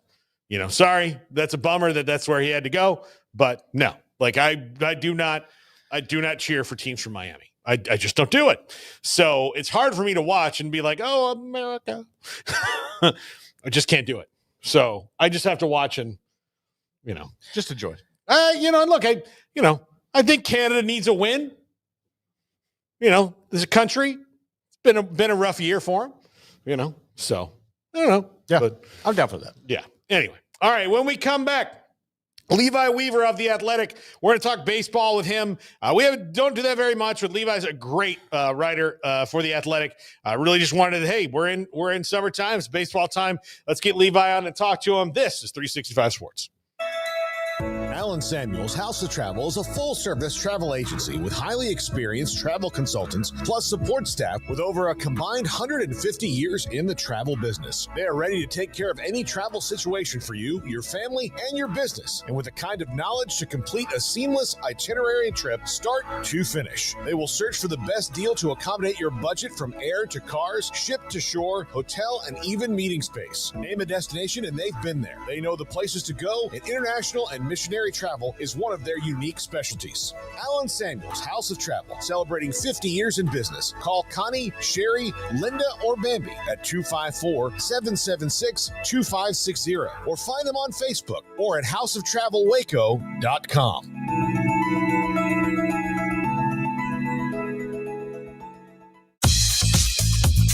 Baylor Scott & White Southwest Sports Medicine and Orthopedics, the team physicians for Baylor Athletics, diagnosing and treating all sports-related injuries, including concussions. These specialists also provide orthopedic services for athletes and non-athletes alike, whether it's knee or shoulder pain, a wrist injury, orthopedic spine care, and even an arthritis and total joint clinic. Trust the doctors Baylor Athletics trust. Baylor Scott & White Southwest Sports Medicine and Orthopedics wants to get you back in the game. With so many companies and policies out there, it gets so confusing shopping for insurance, and I never know if I'm getting the policy that's right for me. Luckily, I met the team at the Nijaree Group Insurance Agency. With the Nijaree Group, you can go to one company and get access to coverage options from many insurance carriers, and you get to speak to a real person about your specific coverage needs. With the Nijaree Group, I know I'm getting the right coverage at the right price. If you need insurance, talk to the experts at the Nijaree Group at 1-800-258-8302. Established in 2007 and independently owned, Alliance Bank Central Texas is committed to helping families and businesses meet their financial goals. From their tellers to their board of directors, they know the importance of superior service and competitive products. Customers have confidence knowing that their financial needs are in good hands. It's your bank, Alliance Bank Central Texas, with 2 Waco locations, 4721 Bosque Boulevard and 191 Archway Drive on Highway 84, and at alliancebanktexas.com. Member FDIC and equal housing lender. Want to send a message to the show? Jump in the Rudy's Country Store and Barbecue chat room. Welcome back. Paul, Catalina, Craig Smoak awaiting Levi Weaver to jump on in, and he'll be here in a couple of minutes. And this, a little interesting story. Derek Jeter, Mr. November gear, is up for auction. The home run ball he hit the 2001 World Series. It's an auction and some other stuff there. That's pretty cool. Again, I would never buy this because I hate the Yankees as a Red Sox fan, but I think, just from an outsider's perspective, the 2001 World Series was one I think I watched, as a not a fan of either team, probably the most because of what happened on 9/11 and all that, and it was emotional all the way around. But yeah, Mr. November, that home run ball going up for auction. I wonder how much it'll go for. Millions, I'm sure. Couple million. I don't know that it'll go for $1 million. I You think so? those auctions maybe could go for a few $100,000. Just depends. Yeah, I have no earthly idea though whatsoever. Doesn't really have a fond space in my heart outside of like the George W. first pitch, the grand all together as Americans type of moment that we had there post 9/11. But never been a Yankee fan. Don't dislike Jeter, but definitely wasn't somebody that held him like he walked on water in my viewpoint. But awesome player, awesome playa as well, Yeah. and really good representative for the Yankees, who I'm sure will see that go for a good amount of money. Yeah, definitely. There's a really good story on ESPN.com about the guy who has the ball, the catch, and all of that. So, wondering what the starting price for that is going to be. And we join now Levi Weaver from The Athletic, who used to cover the Rangers specifically, but now they've got him covering the whole league. And look, they're a better baseball mind you will not find than Levi Weaver. You see that back. I'm not sure about him. that. Yeah. Levi, let's start with the Rangers, the team that you covered exclusively for a long time. They cannot figure out who they are right now. And Marcus Semion's starting to hit all of a sudden, but then like Adolis Garcia he's lost who he is.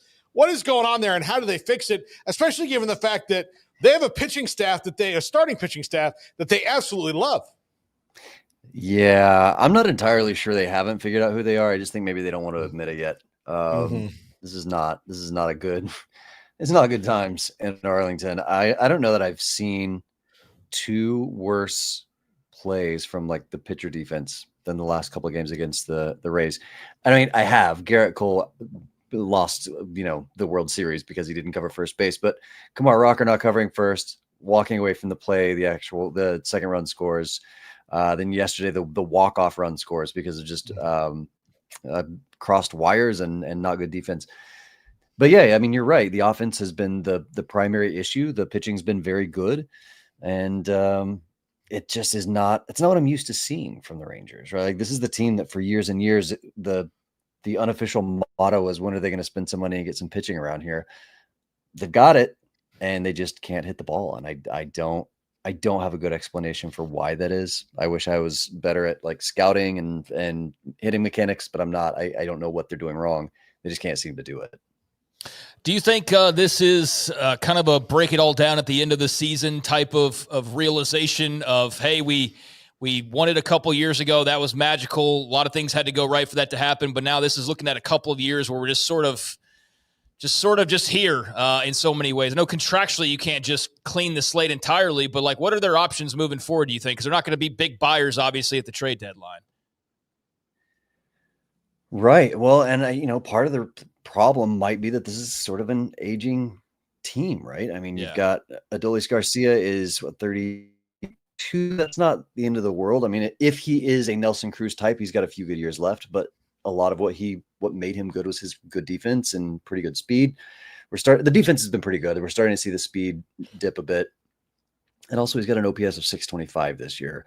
Corey Seager's 31, which again is not bad, but as a shortstop, you want somebody who is going to be sort of physically at their prime. He's had injury issues already for a lot of his career. Marcus Semion's 34. Even Jonah Heim is 30, which for a catcher, it's starting to get close to that time. And then as far as the pitching staff goes, I mean, it's not like Nathan Eovaldi can't be good at 36, but he's 35 years old. Jacob deGrom's 37, which always surprises his age that he's as old as he is.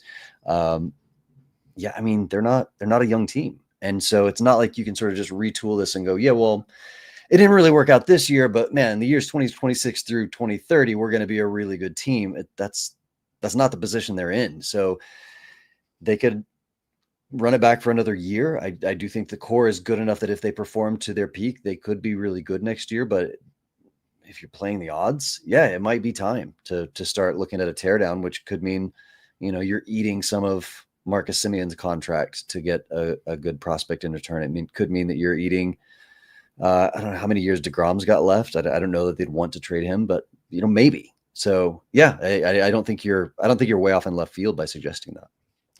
Well, I think probably the tease then, like you mentioned, they know who they are. They just don't admit it. Is that their division is not very good. You know, Right. the Mariners, have one guy who's consistently hitting, and that's Cal Raleigh, big dumper, who's just magical this year. The Astros are leading the division, but they have a ton of injuries in their pitching staff, and I don't think any Astros fan would tell you like this is my favorite roster they've ever had. Right. So, I mean, barring some sort of miracle, the World Series winner is probably not coming out of this division. So it's not like there's a very far climb to the top. So if they got it right, like it wouldn't be that tough. But again, the division's a bit of a mess. Yeah. And, the Rangers have sort of had a string of bad luck when it comes to timing, right? Like this is not a good time to be a middle of the ground team because the division is kind of within reach. And it would make a whole lot more sense if you were in, I don't think it's going to be difficult for the Diamondbacks this year. They had high hopes coming in. They got off to a good start. It doesn't look like they're that great. And you know what? They're not catching the Dodgers. They're not catching even the Padres and probably not the Giants either. So, and Corbin Burns just is getting Tommy John. We just heard about, Right. So it's time to sell for them, right? The Rangers don't have that luxury. And it seems like there was a long stretch there where every year that they were sellers, it was a buyer's market. And every year that they were buyers, it was a seller's market. I don't know. The timing it's tricky for them. If it's me, if this goes on another, 2 weeks? I mean, is that a fair time frame? And you get to sort of the very middle to end of June and you're still 5, 6, 7 games under 500, then yeah, it's going to be time to sell. Even if mathematically speaking, sure, yeah, the division might still be in play. Tell you what, Levi, I don't want the Rangers to suck for the next 10 years, but that World Series a couple years ago sure does make everything struggling right now not seem as nearly as big of a deal, man. I don't know how long that honeymoon will last, but it's still going on for me right now, man. I don't want to see a terrible baseball team, but it just doesn't matter as much as it would have otherwise, if that makes sense. Absolutely. Do you guys remember 2014 when everybody on the team got hurt? And it was man, 2010, they went to the World Series. 2011, they went to the World Series. Then 2012 comes. Honestly, I think that might have been the best team of the three. They get bounced in the wild card against the Orioles, I think it was that year. And then 13 comes and you feel it start to fall apart. And all of a sudden 14 comes and everything hits the fan. And you're like, man, this would not be a pleasant season anyway, but it's way worse just to know they were that close to the mountain and just didn't quite crest it. Yeah. I mean, this year is not, and last year for that matter, it's not pleasant for Rangers fans to watch the team play not up to their potential and to be subpar. Nobody likes that. It sucks. The season's too long to watch bad baseball. But yeah, you're right. They won in 23. You can always go back and sort of look at your, dust off the souvenirs that you got that year, and there are at least good memories in the recent past. Levi, I want to talk to you about the Red Sox. They're a mess right now. I don't think people quite expected, but it all started out with they mishandled. They and Rafi Devers need to go to couples counseling and get all that worked out because they did not handle it the right way. Nor did he. He wasn't the most mature when all this went down, obviously. A lot of times, I mean, you've seen players hey, they signed Alex Bregman, and then he didn't really, run to that with open arms, that was the biggest thing the Red Sox have done in a long time. Now they really do need him to probably play first base. They need to call up Roman Anthony. They probably need to get rid of Trevor Story. Craig Breslow is really a stubborn guy because he has a plan in his head about how this is going to work out because he's a very, very cerebral dude. And Alex Cora is kind of scuffling. They're not playing well. Do you think there's a shakeup coming up top at Boston maybe if this continues throughout the rest of the season? Yeah, I don't know. You're right that it wasn't handled super great. I think part of the reason that they're not calling up Roman Anthony, I wrote about this recently, is that Ceddanne Rafaela is actually a very, very good center fielder. I looked at defensive runs saved. He's better than Pete Crow Armstrong in that statistic. So they could conceivably move him back to shortstop, bounce Story, and bring up Anthony. That's something they could do. But yeah, I think losing Tristan Casas hurt them probably more. And Bregman's on the injured list. He'll be back, and I think getting him back is going to be a big deal. But I've been really surprised, honestly. I picked them to win the AL East this year because I thought the Yankees were vulnerable with the loss of Garrett Cole, with Juan Soto going to the Mets. And it has not gone well for them. And you're right. I think the vibes have not been great with sort of the mishandling of the situation with Devers. I want to say I don't know what they could have done differently because I don't know that it would have worked. But I think signing Bregman was the right move. Devers was not a good defensive third baseman. Like, the team is on paper a much better team with Bregman on the roster. Well, and he's the best hitter on the team. When he's in the lineup. I mean, so he mashes in that ballpark. So it made a lot of sense to bring him in. The Yankees, they don't have maybe as deep a rotation as they wanted.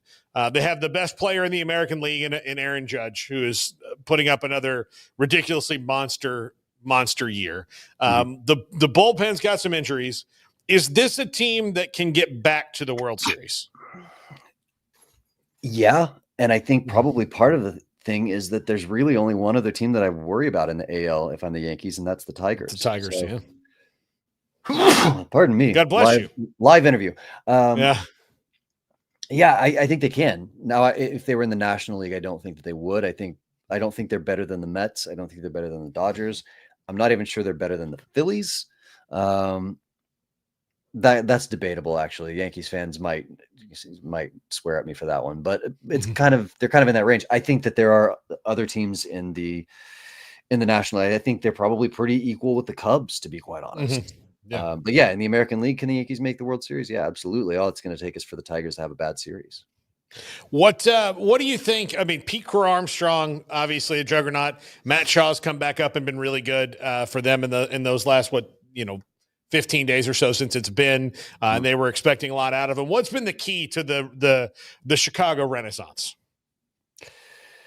I think Pete Crow-Armstrong is a big part of it. I also think they traded for Kyle Tucker, which he is one of the game's biggest stars. I think he is. We talk about Jose Ramirez being an underrated star. I think Kyle Tucker has been too, and less so maybe now in Chicago. But then he gets to Chicago, he's in a huge market, and all of a sudden they've got this exciting young kid with Crow-Armstrong. So he's still kind of a little under the radar. Seiya Suzuki has been very good, and then they've gotten some pitching that from sources that I didn't expect. Like Drew Pomeranz is like. Now I'm panicking if that's the right guy. I think it's Drew Pomeranz. But like hadn't pitched in the league since 2021. He's been pretty good for them. Colin Ray has been fine. So a couple of guys maybe overperforming that I don't know how sustainable that is. But man, if you can patch those holes preemptively at the deadline, the Cubs do look kind of dangerous. One more good team talk, and then we'll talk about the worst team maybe ever. The Dodgers aren't quite as good. Like, they're very good. And I say they're not quite as good. Have they not even hit their peak yet because they haven't had the full lineup together?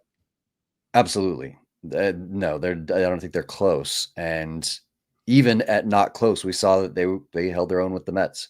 The lineup is obviously very, very good and more or less healthy right now. Once they get Tyler let's say not once, if they get Tyler Glasnow and Blake Snell healthy in time for the playoffs. I mean, imagine that team that we saw last year that did it with like basically 2.5 starting pitchers and really exhausted bullpen, and they won the World Series. Not to mention, by the way, Shohei Ohtani is going to be pitching soon. So yeah, they're really good. Roki Sasaki is going to be back at some point, and I don't think they need him to be a star. They need him to be like the 5th best pitcher on the team.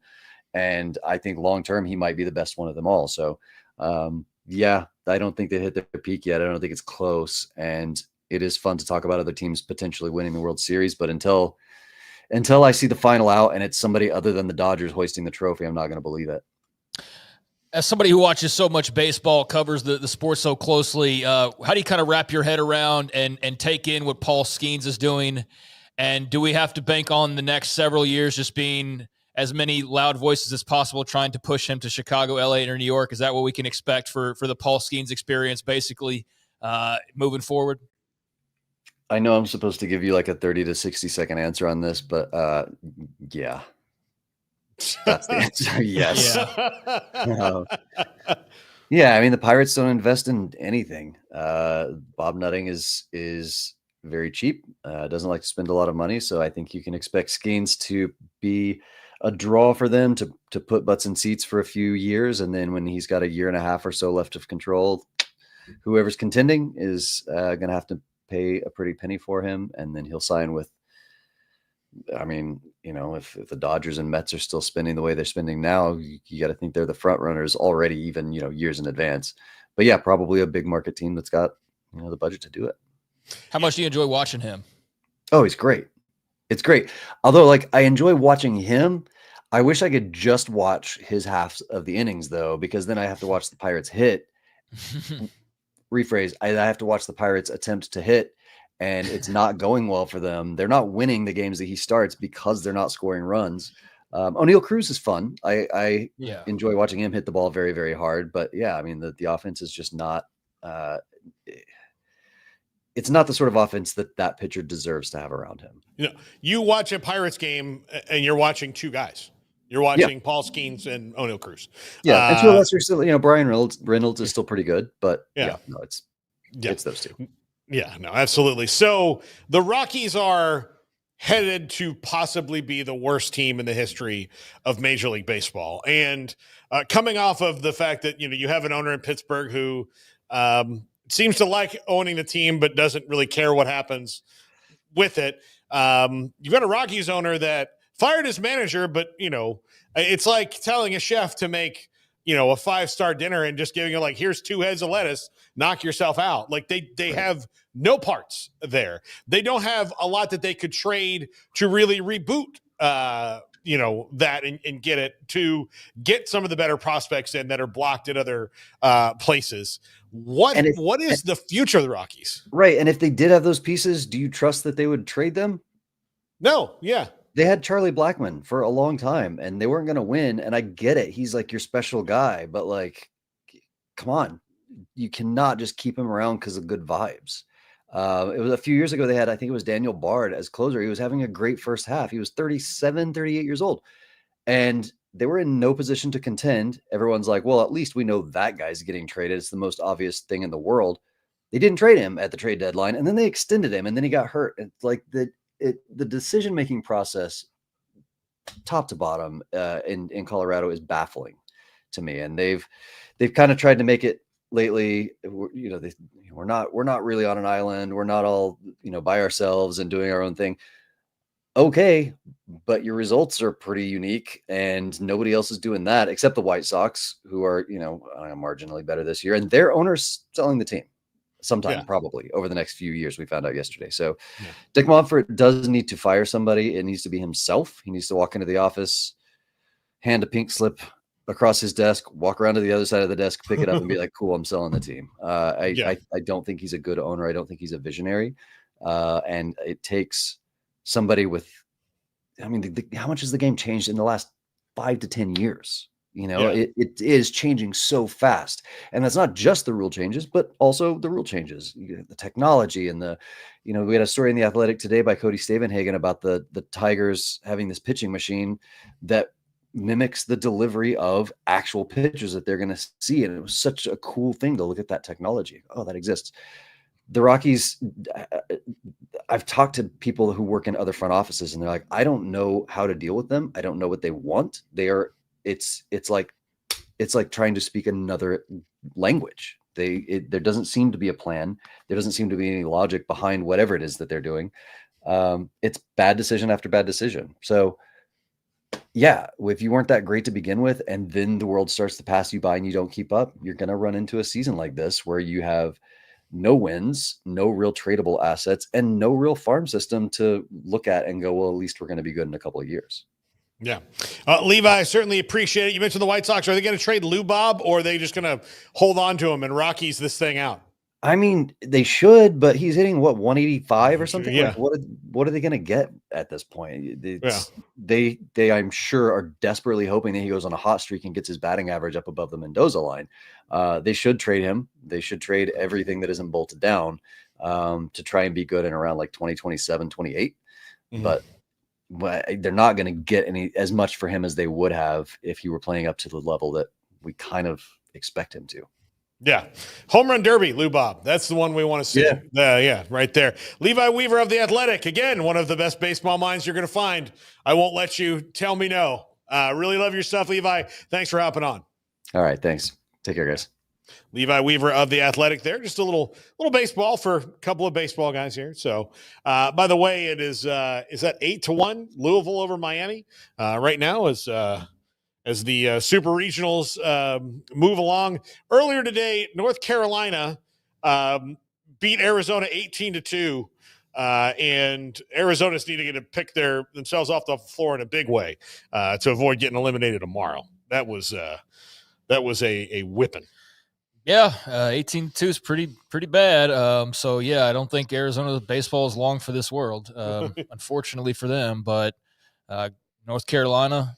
They're my favorite to win the whole thing. Well, they're off to a good start then. That was pretty tough to watch from an Arizona perspective. I saw Jason Shear and others updating that game, and it got worse and worse and worse. So, yeah, that sucks. But rather be here playing. I guess not getting whooped necessarily, but rather be here than not be here, right? So we'll see if they can't scrounge together a win, make it interesting. But not a great start getting into the weekend for the Arizona Wildcats.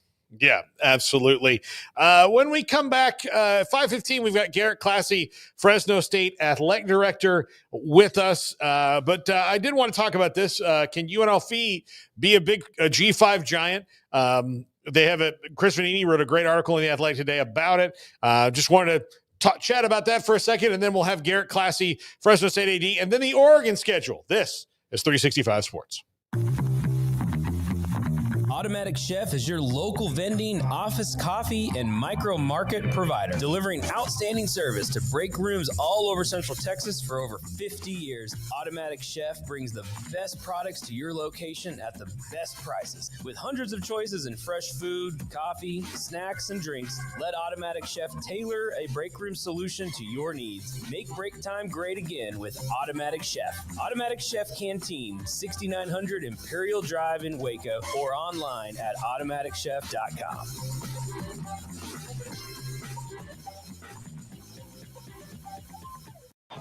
Baylor alumni are more than 160,000 strong.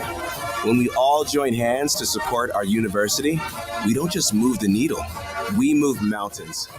Working together, we create life-changing opportunities for students on the field, in the classroom, in the laboratory, and in life for generations to come.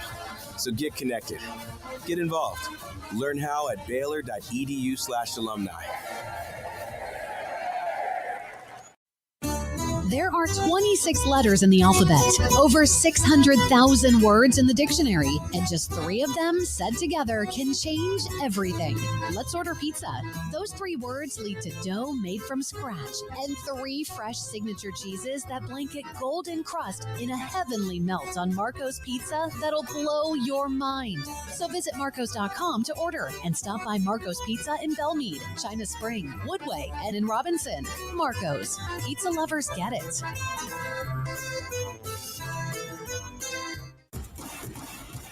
Penny Clinic Men's Healthcare in Woodway is now proud to offer you men an exceptional weight management body sculpting product called semaglutide, also known as Ozempic or Wegovy.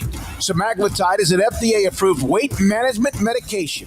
Once-a-week injections of this powerful medication offers an average body fat weight loss of 20% within the first year of treatment. In addition to body sculpting, semaglutide also normalizes blood sugars and has the clinical research proof of reducing blood pressure, cholesterol, stroke, and heart attack risk. If you're like most men and you have stubborn fat that will just not respond to typical diets and exercise, then help is finally here. Semaglutide, affordable, highly effective. Google search Penny Clinic Waco and reach out to the Penny Clinic team today for a free consultation with Dr. Petty to see if semaglutide is right for you. Go to pennycliniclowt.com.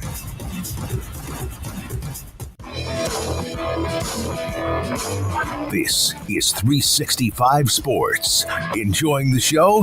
Hit the like button and subscribe. 365 Sports, Paul, Catalina, and Craig Smoak. In about 20 minutes, we'll have Garrett Klassy, Fresno State AD.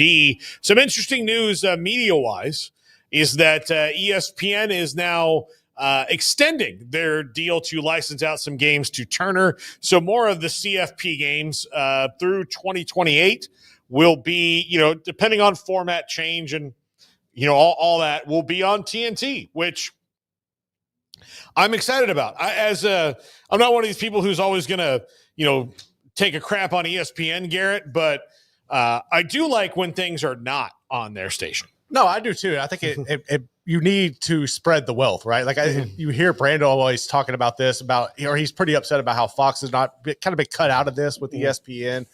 We've seen them trickle over content to TNT, so it's only logical to see this happen. If they're going to be the only singular entity that in control of the college football playoff. Yeah. So, Craig, TNT is going to have more of the CFP games. ESPN, Ross Dellinger reporting that they're going to have more of them, which I welcome the change of pace. When they had them last year, I thought they did a great job. Yeah, that's cool for them. I haven't really looked into that or seen much about that. I guess that just came out in the last hour or so while we've been doing other stuff, but they've added a semi-final game for at least 3 years under the ESPN license. So let's see here. Expanded the deal, which previously covered 2 first-round games, was set to expand to a quarterfinal game in 2026 and will now include a semifinal game in 2026, 2027, 2028. So, that's a good deal for Turner. Again, they lost the NBA. They've still got hockey. They've obviously reached an agreement to sub-license Big 12 games, as y'all mentioned, in both football and basketball. And I know they've got some other entities as well. But, it feels as though they're just trying to grab what they can and rebuild what is now a basketball-less, professional basketball-less network, which relied so heavily upon. So, I think it's interesting to see them making some moves, and it's only good to have more options out there. I think when ESPN's running the show, it's not for the best of everybody. I do think that there is room to spread the wealth and spread the coverage, and so give me some Turner over just all ESPN all the time. I'm good with that. Yeah. Okay, Craig. So, I had mentioned this. It was Chris Vanini and Christopher Kamrani who wrote this column. UNLV's next step in the desert, become the next G5 giant or watch its big bets go awry. It is interesting to me because we've had a lot of talks about UNLV over these realignment years, and they were right there to win the Mountain West last year. They've publicly committed to the Mountain West. I'm sure that the new Pac-12, is not going to stop trying to get them because that's, one of the better schools they could probably rope in. Do you think that they have long-term G5 staying power? Staying power? Or to become a giant? I say, can they become Boise State? I mean, I guess it's possible. I'm not banking on it, though. I don't know really what place there is for a Boise State in the future of this sport, to be perfectly honest with you. And right now, Boise State's Boise State. If anybody's Boise State, it's them. They're at the top of the ladder. I understand all the conversation about UNLV and Las Vegas and the market and the city's exploding and they're bringing in all these pro teams and all these things that some of the time don't even matter to the actual topic at hand, but they all sound good and they prop up UNLV. I get why there's this belief in them blossoming and becoming bigger than ever before. So, if Boise gets out of the way, then sure, they can be King G5 potentially, or Tulane or somebody like that. But I think I'm mentioning a couple of direct competitors that are already in a better spot than they are. But, we'll see what happens over time. I do think we heard the big push for the UNLV to the Big 12, and it just didn't make a ton of sense to me. The Pac-12, they felt as though they got a better deal with the Mountain West, at least initially. I don't know that that was the right call on their part. I think you gave up the opportunity, and maybe it was the smart move at the time, but it was the smart move for 10 or 15 years down the road. I don't think you're in the best G5 conference now, right? So, Yeah, like there's potential there, but I'm not banking on it. I'm not putting any of my own money on the fact that they will be, because to me, a lot of it's just talk. A lot of it's like, oh, it's Las Vegas. Why would you not want? And some of it's kind of archaic arguments about market size and things like that don't matter maybe as much as they did in previous realignment rounds. So there's potential there. I think sometimes it's maybe made out to be more than it is. I don't know what the support level is as far as UNLV goes in a city like that. So last year they had a jump from 23,600 per home game to 32,000. That's great. That's incredible. So, so there's a building support. It's also 32,000 people. Yeah. In their AD, Eric Harper, says there's no reason we can't get 40 to 60,000 people to come to UNLV football games on a regular basis. Dan Mullen is the head coach there now. What did he say? That there's no he believes there's no reason they can't get $40 to $60,000 or 40 to 60,000 people in the stadium on a regular basis, which they play. They're at Allegiant Field, where the Raiders play. So they're in a big fancy NFL stadium. And they just hired Dan Mullen, who's had a ton of success. In fact, he was the last good Florida coach.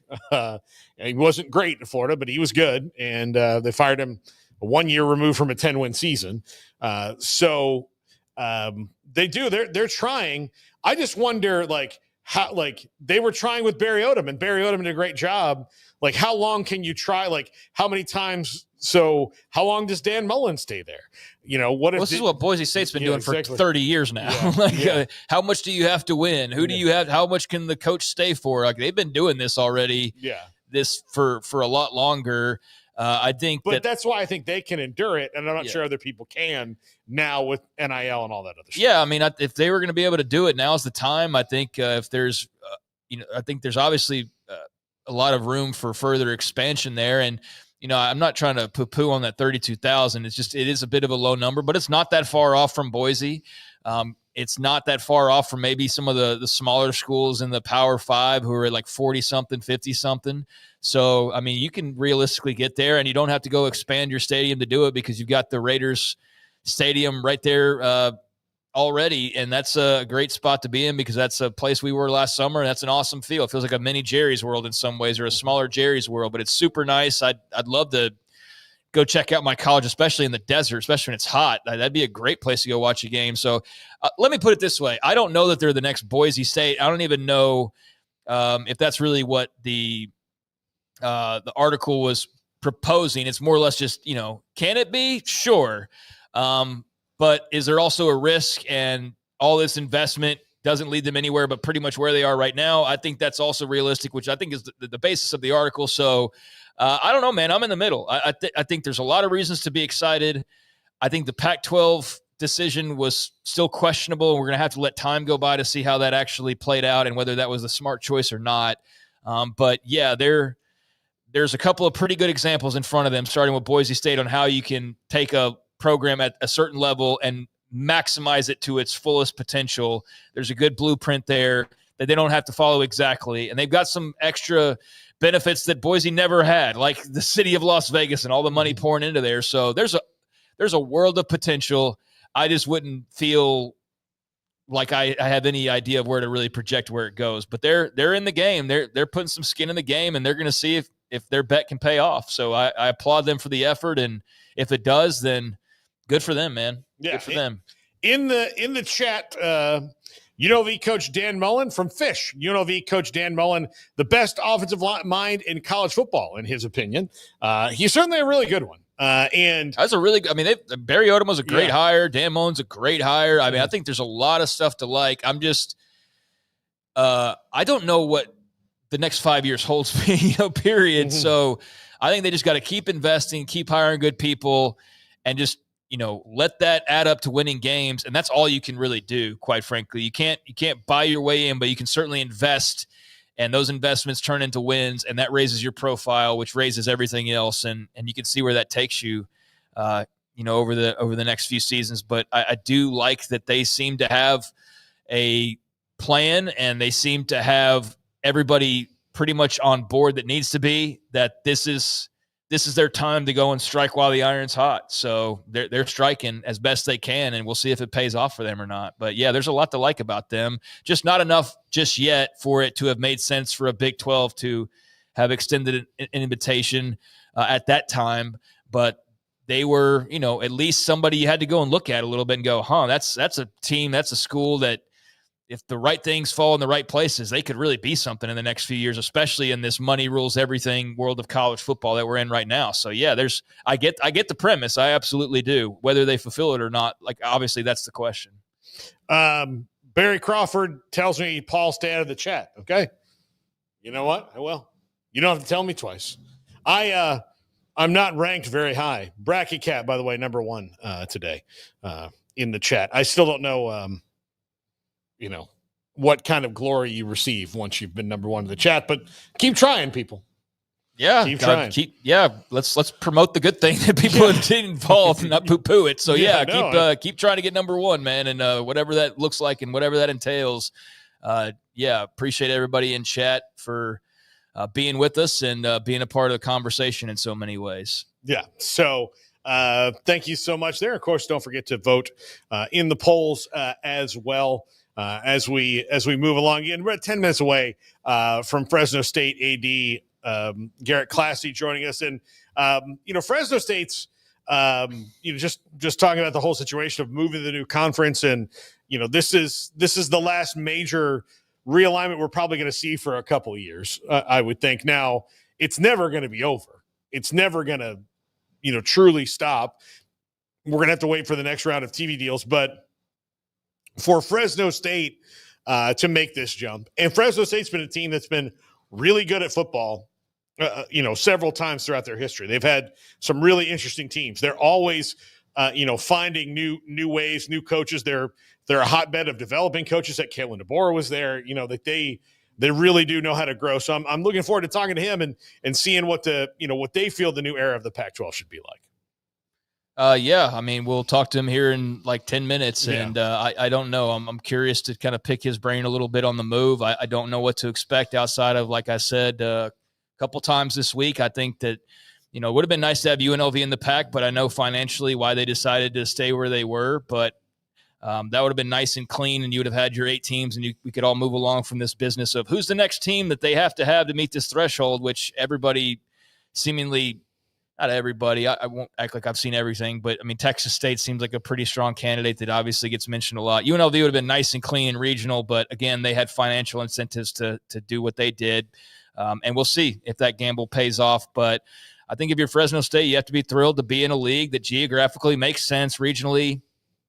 There should be a lot of nice natural rivals and furthering of rivalries that were there that maybe weren't as spicy before. Now you add the Pac title onto it and the race for the Pac championship, and you throw these schools in the mix, and I think it's going to be a really fun league, much like the Sun Belt, just a Western version of that in so many ways. So, yeah, I think there's a lot to be excited about. It's not the old Pac. It's not. It's the name of it, but that doesn't mean they can't create something really cool. And to have a fresh start in a bigger league with more money and not quite what you want it to be ultimately, but certainly better than what you had, I think it's probably a lot of fun to be on some of those campuses right now, looking forward to what the future holds. Yeah.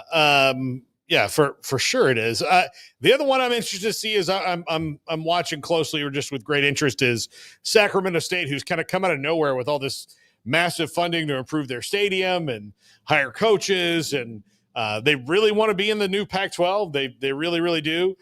Whether they can get to that threshold in time I'm sure, it's not going to be in time. They can't get into it before that next year of being a Pac-12 team. They're trying to get in by 2026 as an independent in the FBS. And then I'm sure if money's there, the Pac's going to take it and see. But I'm very curious on that one too. They've done a good job of marketing themselves. Yeah. I don't know how realistic it is that they're going to jump up and be this burgeoning program, but they've made some name hires that have people talking. And otherwise, I didn't even know Sacramento State, and this isn't being flippant. I think I've probably come across their name, but I mostly didn't know they existed up until the last year or so. I know I've seen them somewhere before, but I just haven't given it much thought. And now I've seen them in the headlines more, much like softball, right? Much like Texas Tech softball. I've seen more about it in the last week than I'd seen in the previous 30 years.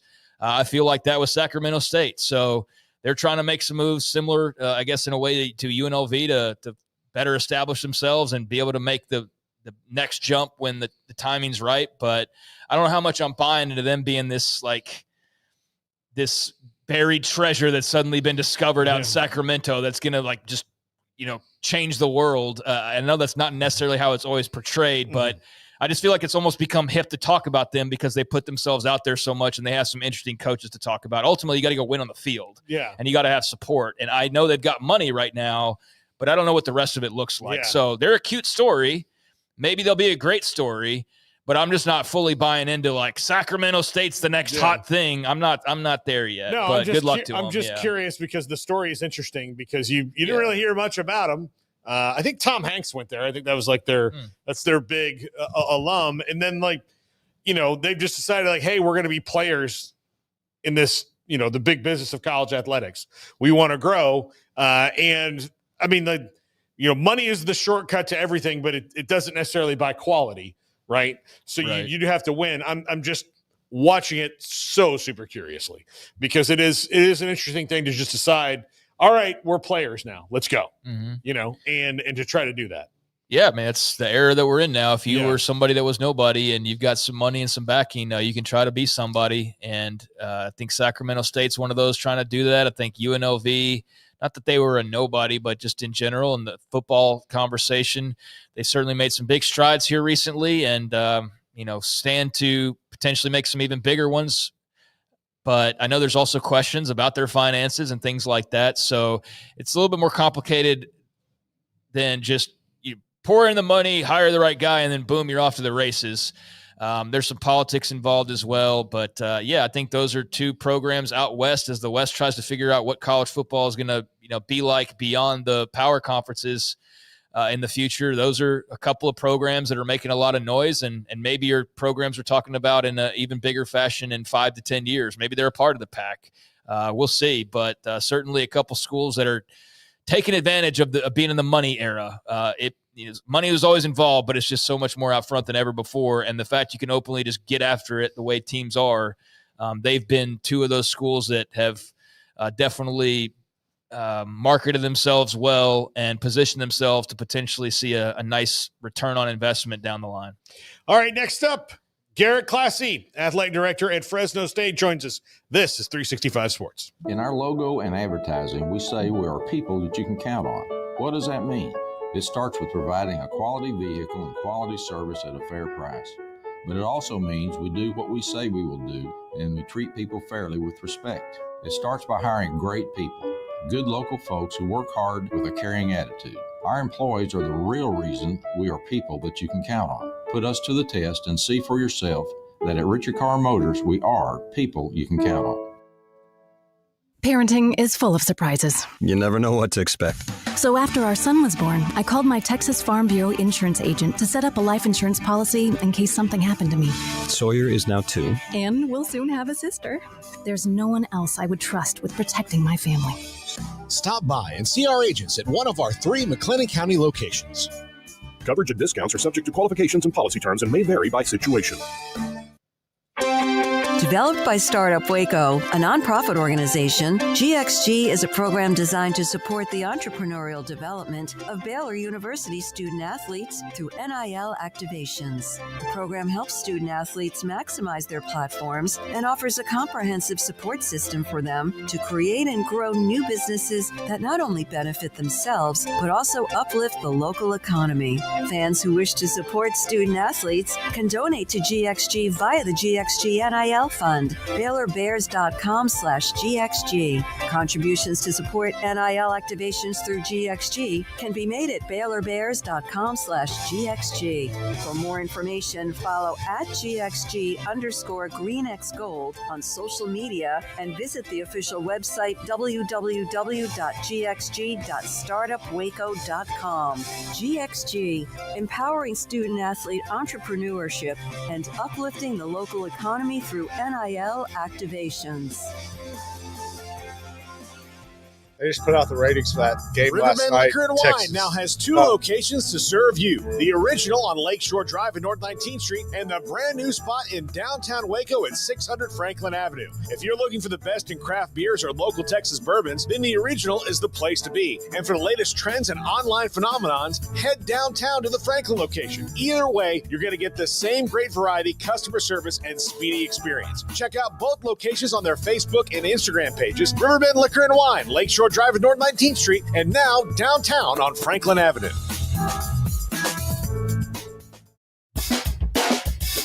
This is 365 Sports. Check out the 365 Sports family of channels on YouTube. Welcome back, 365 Sports. Paul, Catalina, Craig Smoak, awaiting Fresno State AD Garrett Klassy to join us here in just 1 second. Garrett just informed us that the ratings are out for last night's softball game. They did it again, 2.1 million. The series roping them up. That's what you said, Garrett, correct? Yeah, it's 2.1 million. Yeah, that's what I was saying earlier was the 1.2, and then y'all said 2.1 as though I was talking about game 2. I was talking about game 1. Okay. So, yeah, that was a jump to game 2 of 2.1 million. So, yeah, that's a great number. That's a super healthy number, and I would imagine tonight it's a Friday night, so maybe it gets dinged a little bit, but I think those who care about the series of the teams will be at their television sets or at the nearest bar with television sets to watch that one. So I'd expect a nice big number with the knowledge that this is for the national championship, whoever wins tonight. So, yeah, I'm looking forward to it and just hope it's a good game and not just a downer blowout style game after, getting this all the way to the end and having a couple great games leading into tonight. Hopefully it's in that same vein, whoever ends up on top. Yeah, both teams have a game under their belts with a win, but the loss is also like so close that you're probably thinking, if only this, if only that. It's just going to add to the drama tonight, I think, for sure.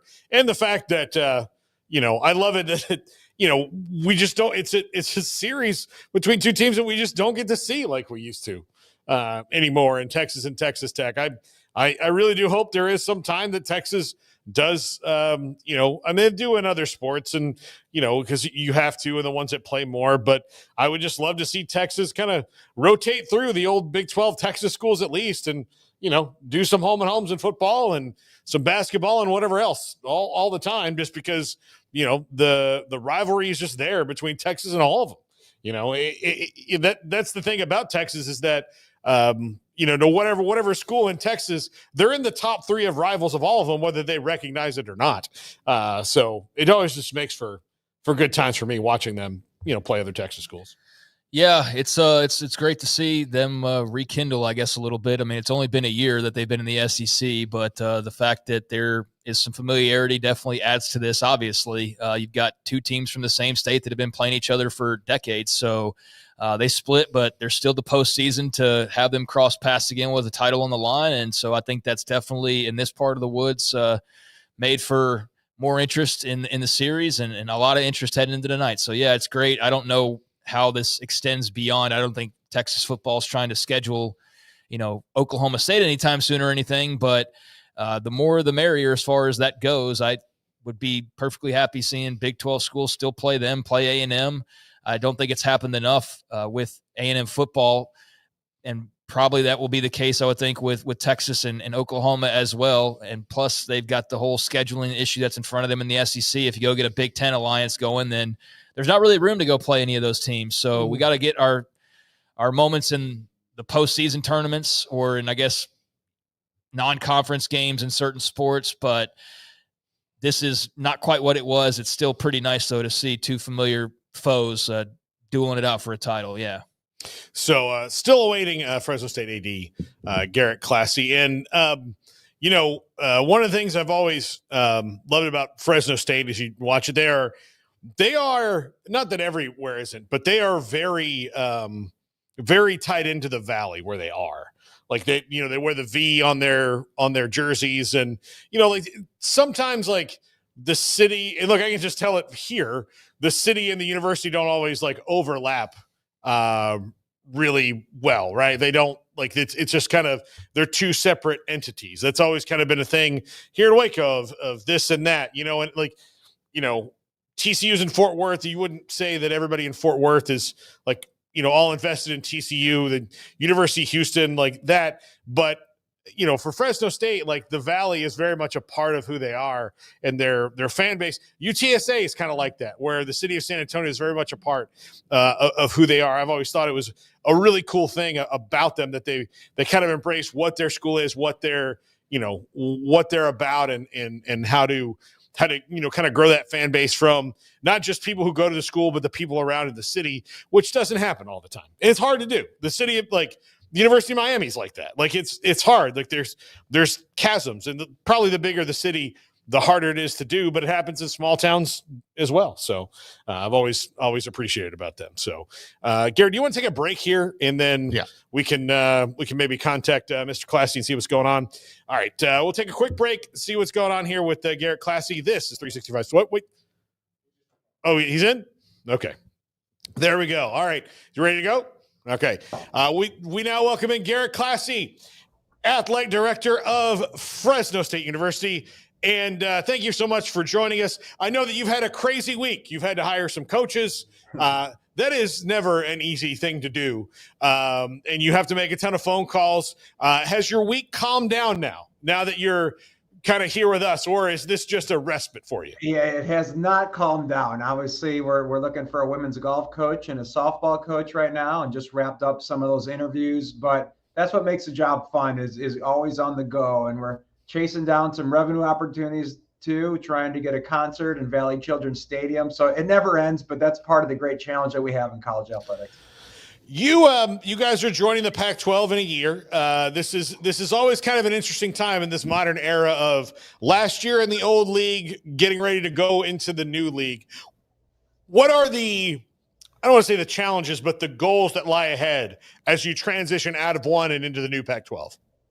Well, really, I mean, we're entering this new league, the new Pac-12, to win championships. And so we need to get those resources up to a championship level. And that's what we're working on. And so finding unique revenue streams to get us ready. I mean, by and large, we're going to the new league with, 4 other conference peers from the Mountain West in the new Pac-12. And then we're competing against 2 schools that have historically received around $30 million annually from their conference distributions. So we need to find a way to play catch up with them. But from our standpoint, Fresno State has always won championships in every sport based on the people, not off bells and whistles. And so we're always going to be that Valley DNA where it's grit, blue collar, hard work, outpacing the competition by just sheer will and power. And that formula is not going to change, but I still have to be realistic with our coaches and give them the resources they need to compete at the highest level. It's daunting, right? Because you're suddenly having to ask for more and you need more and things like that, but also the opportunity is more and the platform potentially is more. What has been the reaction of those in the Valley and the Fresno State diehards about just this move going back to when it was first kind of rumored and talked about to now where you are kind of trying to finalize things? What's the excitement level and the curiosity level been like amongst Bulldogs fans? I mean, that's the one thing about the Valley and the Bulldog fans. They're always excited. They love their Bulldogs. I feel like Fresno is a Midwestern city dropped right in the middle of California. And so you have blue collar that people that they care about, agriculture, they care about the Bulldogs, and they care about their faith. And it's very similar how I grew up. And so going to league is obviously exciting. But, for them, we've always had a little bit of chip on our shoulder. And so this school has always felt like they could compete at the highest level. And so now we get that opportunity, and now we have to prepare for that opportunity. But, you're seeing Pac-12 flags throughout this town. I mean, people love their Bulldogs. It's, I always knew there was passion in this Valley, but I really underestimated until I was living it and how many people truly care about the Bulldogs and in a region that really has 2.5-3 million people. You're also, with this transition, one of the things that Fresno State has kind of been, it's been a bit of a transitional place for coaches where they build up. I mean, you had some for a long time, but it is that era of you guys get really good really fast. You're really good at hiring coaches, and then some people come and take them from you. You've got Matt Entz now. You've made some big moves there. Yeah. How do you foresee that? Is that fine with you guys that you can keep doing that? Or would you like to see, with the Pac-12 move, somebody decide that Fresno State is my program and I'm staying here? Yeah, listen, ideally, you'd love to have a successful coach that wants to stay here. I mean, after being here almost 11 months, me and my family, we don't plan on ever leaving here. Like, Fresno is an incredible community. We have 2 young boys. We want to raise them here. We have the best leadership in the country with President Jimenez Sandoval that cares about athletics and understands how the athletic brand or athletic success can enhance and increase the brand and the marketing for the university.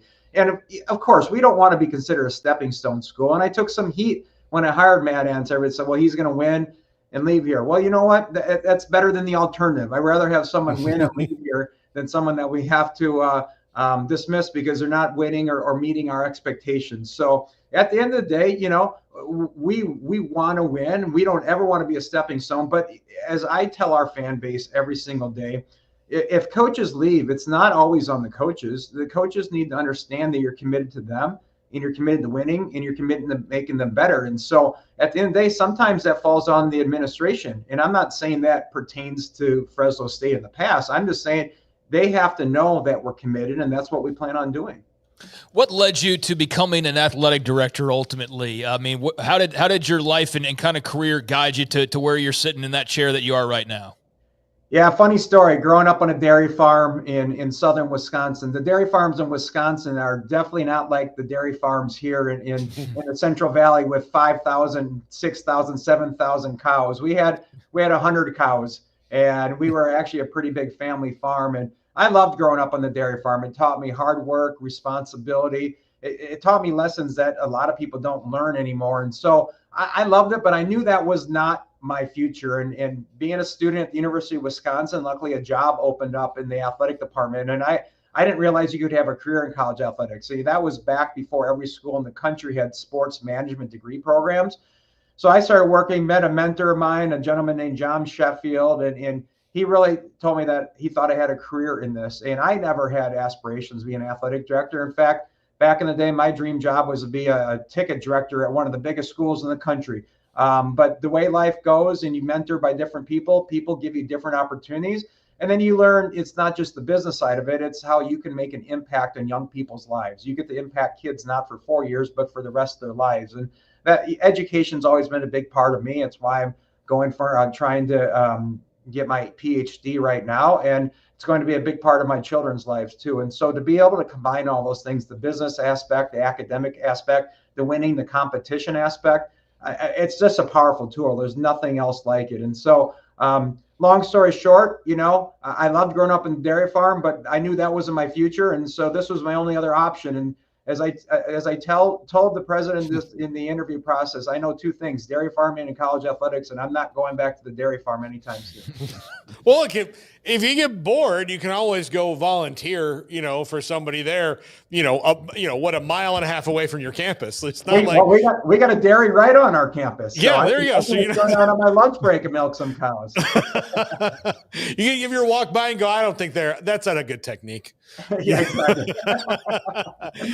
Simple. It's a machine. It's not by hand anymore. Yeah. Where do you stand on some of the bigger issues facing college football or college athletics, really, all driven by football? Yeah. How they organize the playoff, how the House settlement comes about, collective bargaining. What do you think is the best future that does not separate too far from the pack, and we still have something that looks like college athletics that we know? Yeah, I mean, quite honestly, I think collective bargaining is probably inevitable. I think where we're at right now, it doesn't matter what comes out of the House settlement. There's going to be lawsuits coming from every single angle, and it doesn't seem like we're close, even though we're getting closer to some federal legislation. We need to get there. And really, my concern is Fresno State. And I keep telling our staff and our coaches this every single day. If we focus on being the best versions of ourselves, everything else is going to take care of itself. I can't worry about the outside noise. Even though we're going to be prepared for this next era of college athletics, doesn't mean we can worry about what's going on in Washington, D.C. or what's going on at the CFP. We need to take care of ourselves. And it's a shame. I mean, listen, this enterprise is so special, but I understand the power of television networks and where we got to where we're going. We just have to prepare for that next level. And I think, listen, at the end of the day, college sports is always going to be special. The alumni of these universities are always going to support these athletic programs.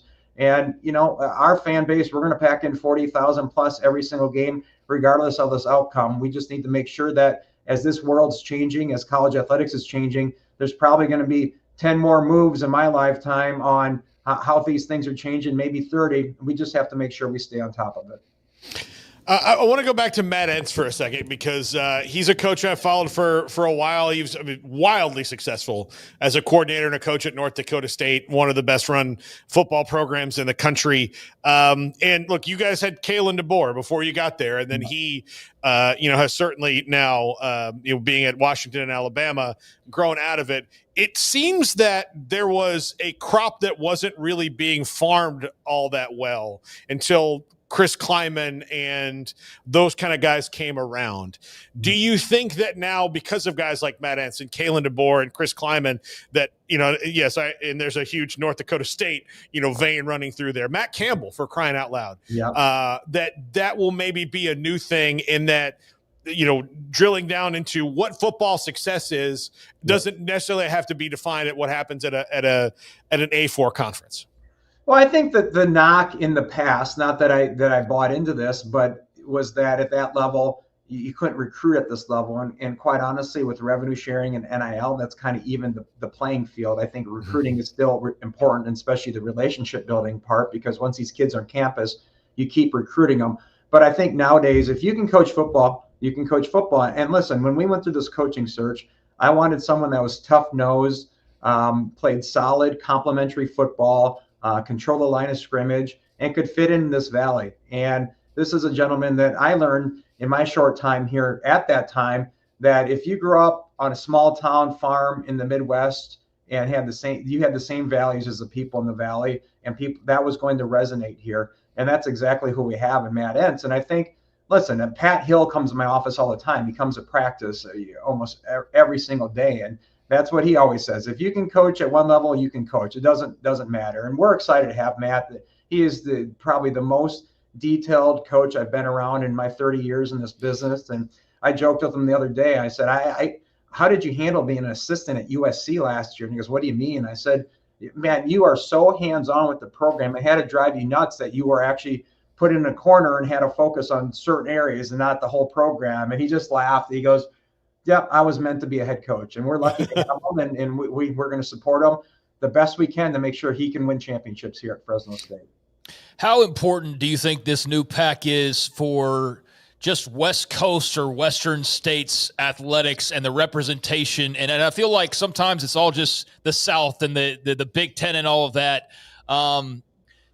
Do you grow concerned at all because of all the changes that part of the country maybe gets overlooked or maybe starts to lose a little bit of interest? Or do you think the pack coming together with all these regional schools and potential rivalries can provide a boost that's much needed out in that part of the country for college sports? Yeah, I would say quite to the contrary, because one of the many reasons the five of us from the Mountain West decided to help formulate the new Pac-12 is that if you look at any metric over the last 5 years, the champion of the teams that constitute the new Pac-12 will be the fifth highest rated champion for the CFP. So that means if we maintain our levels and grow our levels, our champion will always be in the CFP. And so for us, that's instant visibility. As I talk to these apparel companies, what's important to them? NCAA tournaments and CFP appearances. And so if we keep doing what we're doing, control what we can control, and we always have a representative every single year in the CFP, that's going to put us on the map. That's going to keep us on the map. And so I think those are the things that's important, the visibility piece. And then the second piece is, it was huge going to the Pac-12 because of Pac-12 Enterprises and the Pac-12 studios. And that gives us a better chance to keep telling our story in a high quality way with the storytellers they have there, with the technology they have in San Ramon. And so those are the things that, this is all about telling your story and how do you enhance your brand. And so I think we have an advantage in other conferences when it comes to that, especially the ones at our level. What is it? You mentioned Pat Hill. What is it like to have a legend like that comes in, that is still so attached to the program and loves it as much as he does? I mean, he was up for NFL jobs all the time. I think the Raiders wanted to hire him probably 10 times, and he was like, "No, I just love it here in the Valley." It goes to show you how special this place is, because it's not just Pat Hill. Jeff Tedford still lives in town. Derek Carr moved back here. David Carr lives here. They're at practices all the time. I mean, once you're a Bulldog, it's in your blood, and it just doesn't leave it. But having Pat around has been an incredible help. He still does some color commentary for our radio network for all of our football games. And, I know that he's up there. He's watching film with Zach Crabtree, our offensive line coach. And if you go out to practice, he's like, come on, Garrett, let's go over there. Let's watch the pass rushers. And he gets his nose in there, and he's ready to roll. And, it's still in his blood. He loves this place. It's awesome. And it's not just in football. It's basketball. It's softball. It's baseball. The alums come here. They stick around, and they want to keep contributing to this program. It's truly unique. I've never lived anywhere like Fresno. All right, let me ask you the toughest question before we let you go. You grew up in Wisconsin. You're now in California. Have you found a comfortable cheese medium that can at least make you feel like home, or do you have to get shipments? Hey, I'm all about dairy. I don't care where it comes from. I love it all. We had a coach's caravan tour in Hillmar, California, next to Turlock, and I found I'm a big cheese curds guy, and they called it squeaky cheese at Hillmar Dairy. But I made sure I brought five of the containers home, and I think my boys had more than I did. So I'm glad that dairy that's in their blood. It's the best. So the dairy industry is absolutely the best. I can't. One of my best friends' wives is the head of the marketing for the Wisconsin Milk Marketing Board, and so she gives me heat all the time. California, Wisconsin. I'm going to play a politician and say I love all dairy. Well, there you go. I'm just curious. I went to Wisconsin the first time, and I could not believe it. And then I wondered, how can I go back to the rest of the world, knowing what I know? So did you have a Spotted Cow beer when you're in Wisconsin? Oh, I had several. Yeah, that's my hometown, New Glarus. Oh, really? Okay, yeah. It's the only reason a town of 1,800 people to ever be on the map in Wisconsin is because you have a brewery there. There we go. Garrett Klassy, Fresno State Director of Athletics. Garrett, thank you so much. Best of luck in the offseason and getting those coaches hired. I appreciate it. Thanks for having me on. Yeah. Garrett Klassy, Director of Athletics at Fresno State. When we come back, the Oregon schedule in the top 5. This is 365 Sports. Alan Samuels, Dodge, Chrysler, Jeep, Ram, Fiat, Loop 340 east of 84 in Waco, and June is here. Looking for a deal as big as Texas? They have them. For a limited time, all new 2025 Ram 1500 Laramie. Save a massive $14,000 off MSRP and drive away with 3.9% APR financing for 72 months. That's right, $14,000 off and low monthly payments. Experience luxury, power with features like leather seating, advanced technology, rugged performance. Alan Samuels, Dodge, Chrysler, Jeep, Ram, Fiat, Loop 340 east of 84 in Waco. Edward Jones Financial Advisors Ben Erlinson, Brad Wilson, and Cam Heathcott understand these are difficult and changing times we live in, but they know how important your financial investments are to you. So is your financial advisor staying in touch with you and helping you navigate today's financial climate? Invest with Edward Jones Financial Advisors Ben Erlinson, Brad Wilson, and Cam Heathcott, who invest their time and experience back to you and your money. And like coaching athletes, investing money is about time, patience, and encouragement. Contact Ben Erlinson at 254-759-8533. Brad Wilson's location at 250 Sharon Drive in Woodway, and Cam Heathcott in Conroe. Edward Jones Financial Advisors, Ben Erlinson, Brad Wilson, and Cam Heathcott, proud sponsors of 365 Sports. Edward Jones, making sense of investing, member SIPC.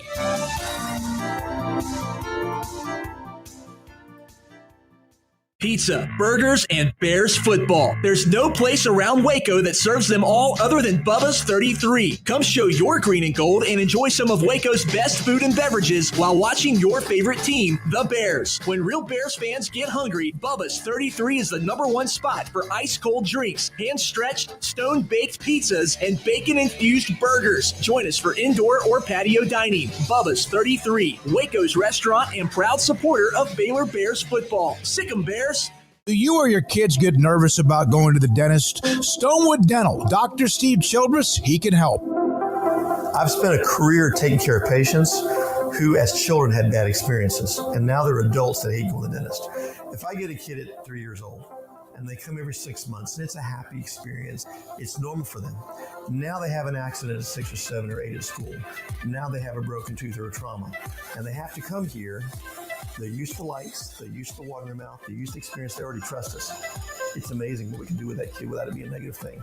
But if I see a 6 or 7 or 8 year old that's never been to the dentist and now they have a trauma or an unfortunate unexpected toothache, it's harder to do that for that kid and it not be somewhat of a negative experience. So bottom line is I try to teach kids and adults and teenagers and everybody the way I'd want my family treated, which is where it's a necessary part of life. You just take care of it. It doesn't have to be that big a deal. Learn more, stonewood-dental.com.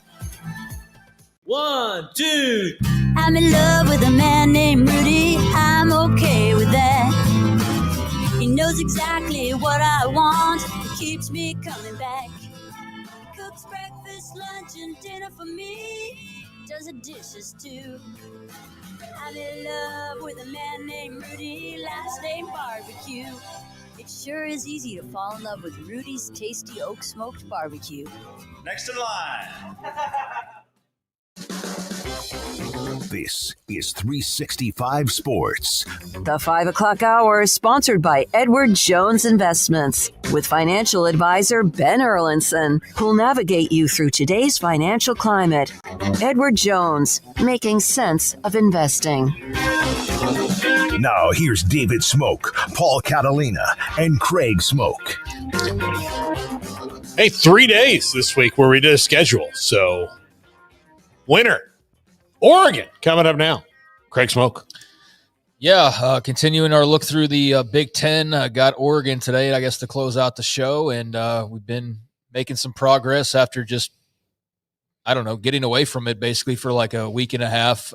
So here we are, and we're getting closer to the end of the Big Ten. And I'll get right to it because we are a little bit short on time here. So here is the Oregon schedule, and again, not a big preview or prediction, just taking a look and getting a better idea of kind of what everybody's looking at this year. Obviously, if we were doing a preview or prediction, we'd get into the fact that Evan Stewart's apparently going to be lost for most of the year, if not the entire year. That news coming out today, that's obviously a bummer, but the Ducks coming off of a big-time season a year ago, college football appearance, playoff appearance, and obviously disappointment that they couldn't take it to a different level, but as close to a team as you can find that hasn't won a national championship yet, that's knocking on the door of a national championship. And so when that day comes, if it ever comes, they will have certainly earned it because they will have come so close so often, and that will be a big damn deal for the Ducks. Is that this year?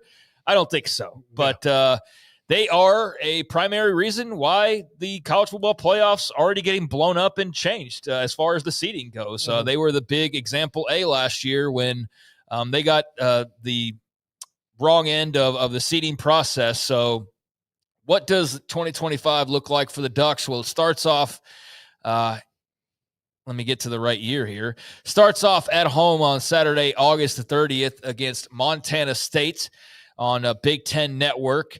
Saturday, September 6th, got Oklahoma State in a nice little non-conference game there on CBS. So Big 12, you want to talk and you want more respect and you want this and you want that. Oklahoma State beating Oregon would be a very nice opportunity to go and earn some of that. So you would expect the Ducks will be favorites at home. To what degree, I don't know, but at least an interesting non-con there. Then they start to get into Big Ten play as on Saturday, September the 13th, they will go to Chicago or to Evanston. Is it Evanston? Northwestern. Yeah, Evanston. For some reason, I was doubting myself there. But go check out Northwestern there in week number 3, their first road trip. And then they come back to close out their non-conference schedule, and it will be the Civil War against the Pac-12's Oregon State. That bitter rivalry on Saturday, September the 20th. A rivalry already bitter, but just even increased that much more so based on what's happened the past couple of years. And Oregon State feeling left behind, and obviously the future of the rivalry overall, those questions about it. So will be good to see those two teams play there in week number 4 and should be pretty heated.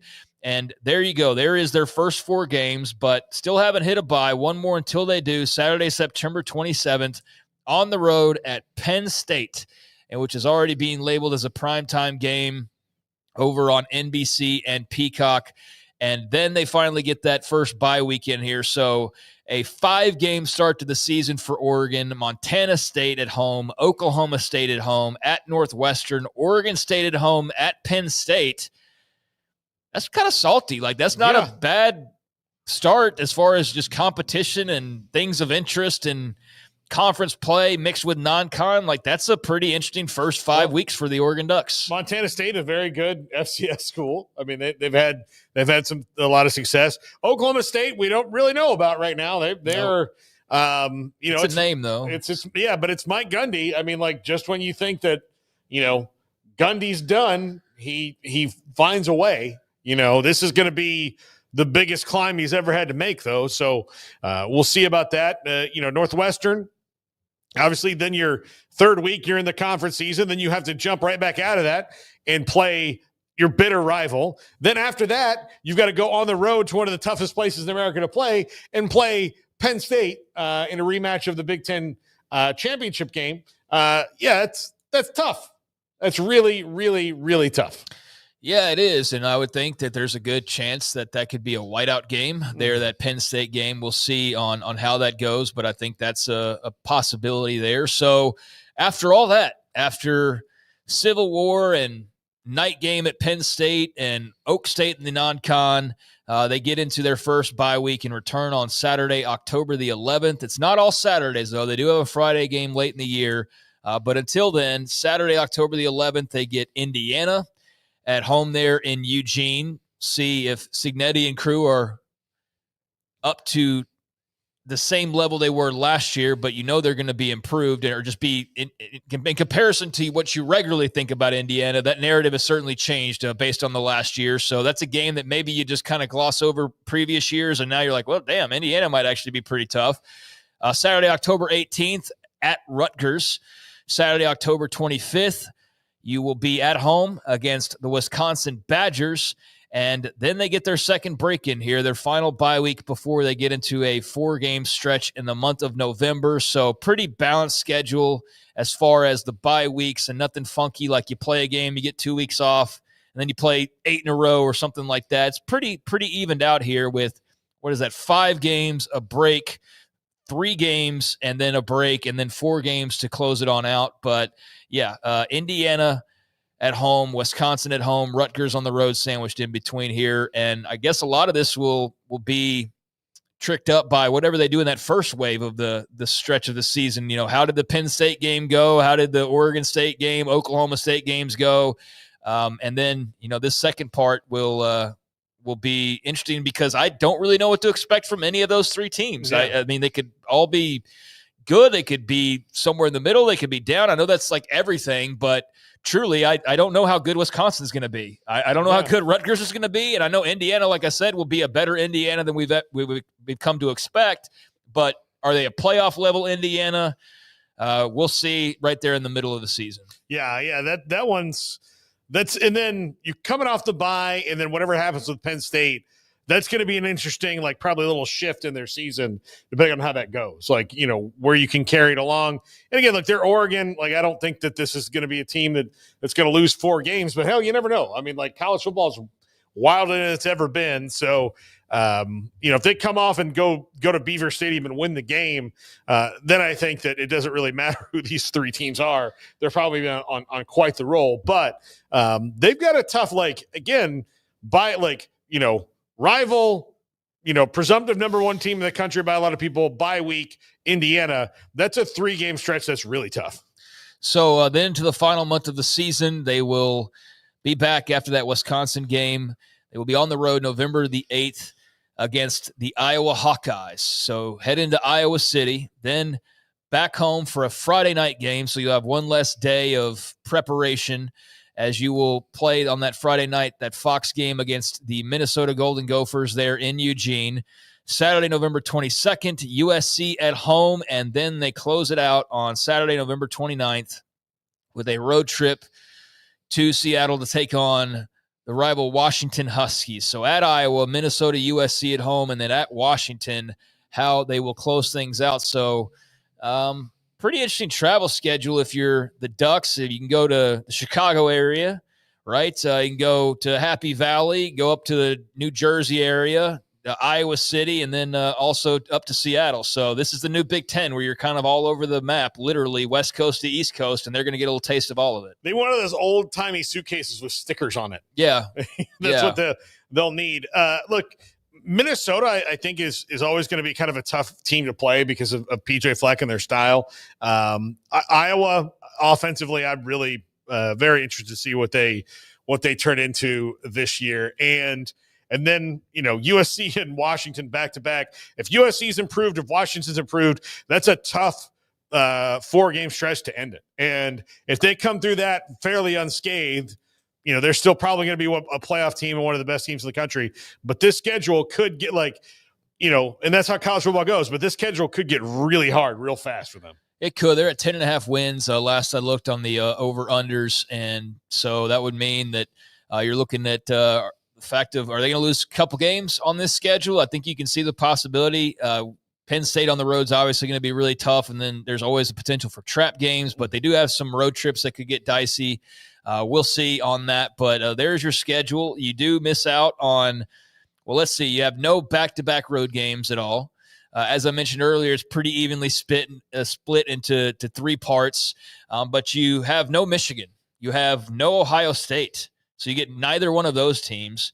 No Nebraska, no Illinois, who was pretty good last year, no Michigan State, no UCLA, no Purdue. Those are the bulk of the teams that they will not see. So some of those, okay, well, you don't play Purdue, so what? That's a game you feel like you're gonna win regardless. But I mean, they got a new coach, right? So you don't know what maybe you're missing out on. But certainly not playing Michigan or Ohio State. That's pretty significant to miss both of those. And welcome to your 18-team conferences, if you're wondering how that can happen. So I don't know how many Big Ten teams get the same missing of both of those schools, but Oregon does. So we'll see if that plays into their favor. And there is their 2025 schedule as they try to make it back to the college football playoff, and as they try to further establish themselves in this new Big Ten conference that, much like a lot of other teams last year, they just walked into their new conference and just won that bad boy right out of the gates. Arizona State did it. Texas nearly did it. Oregon did it last year. So, we'll see if they can add on to that and make it 2 in a row. All right. It is time for the top 5. This is 365 Sports.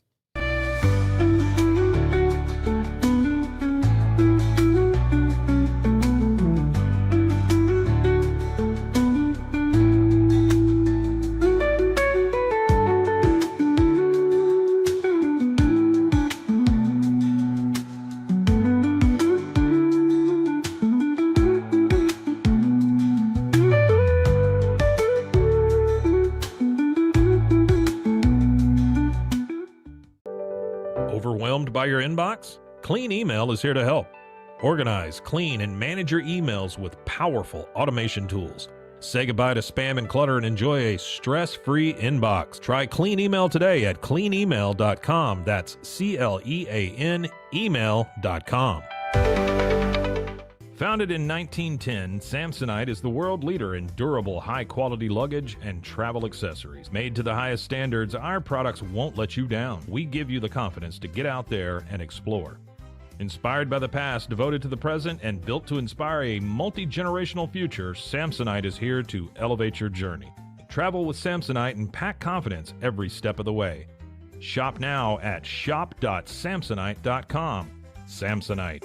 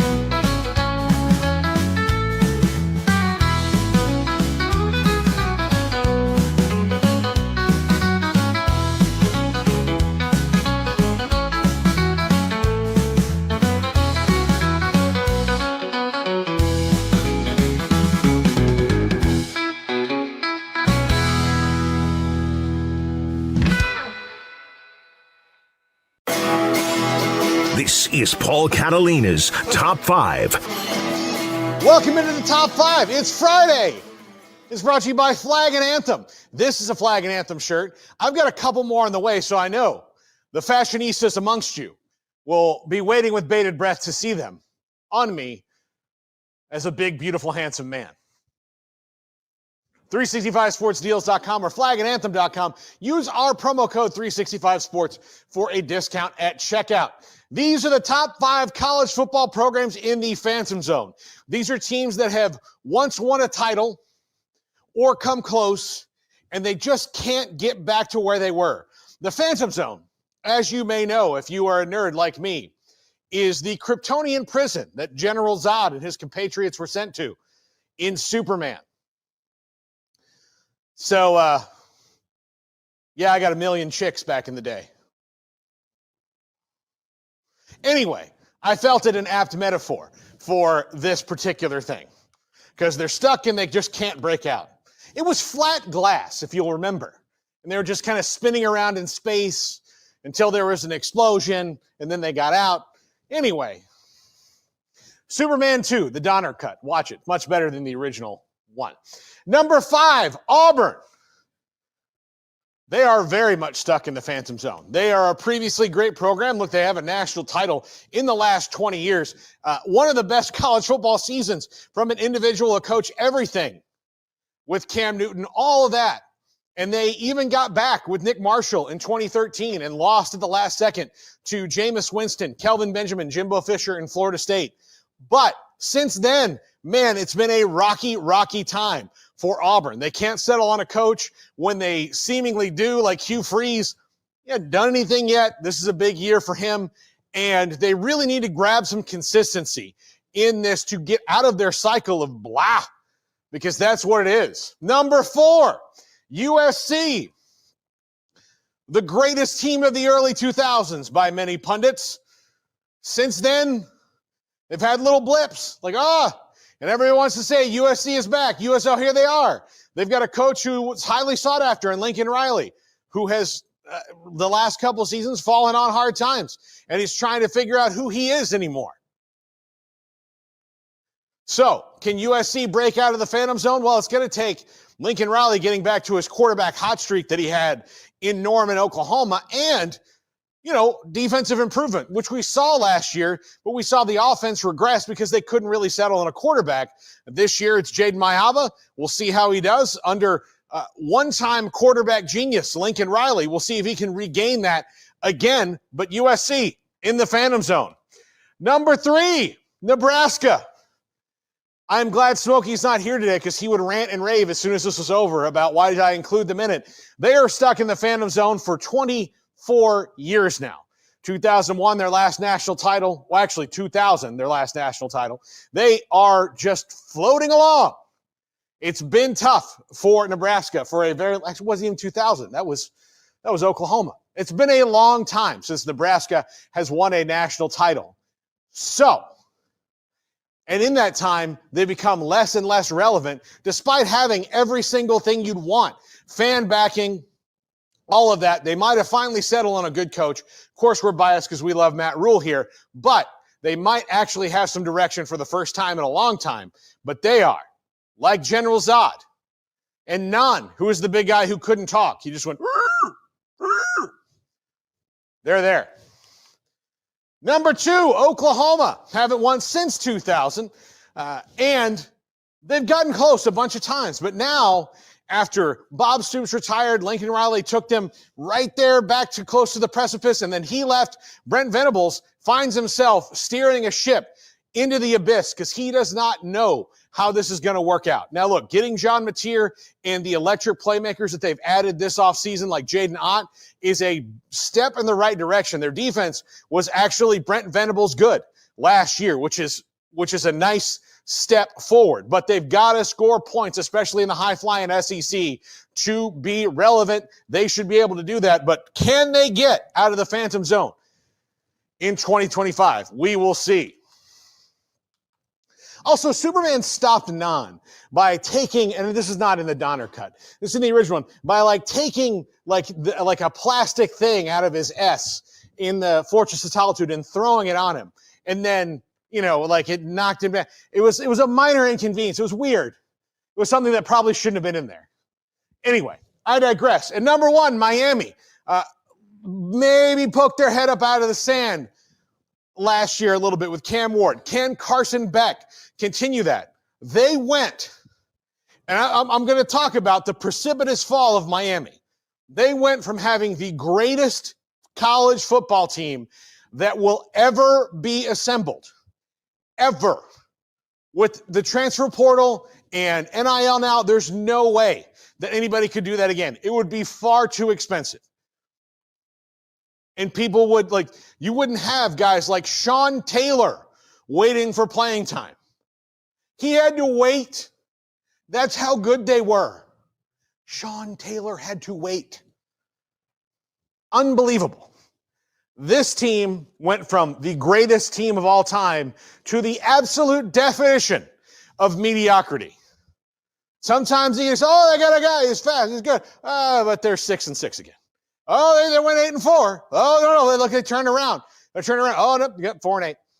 That's what Miami's just lost in the Phantom Zone. Now coming off a 10-3 year, let's see what they can do to repeat it. They appear to have, made some strides defensively, hiring a new defensive coordinator and all that, but we'll see. The proof's going to be in the pudding this year. Can they contend at the top of that league with Clemson, with SMU, with possibly Louisville, who beat them last year? Can they do it again?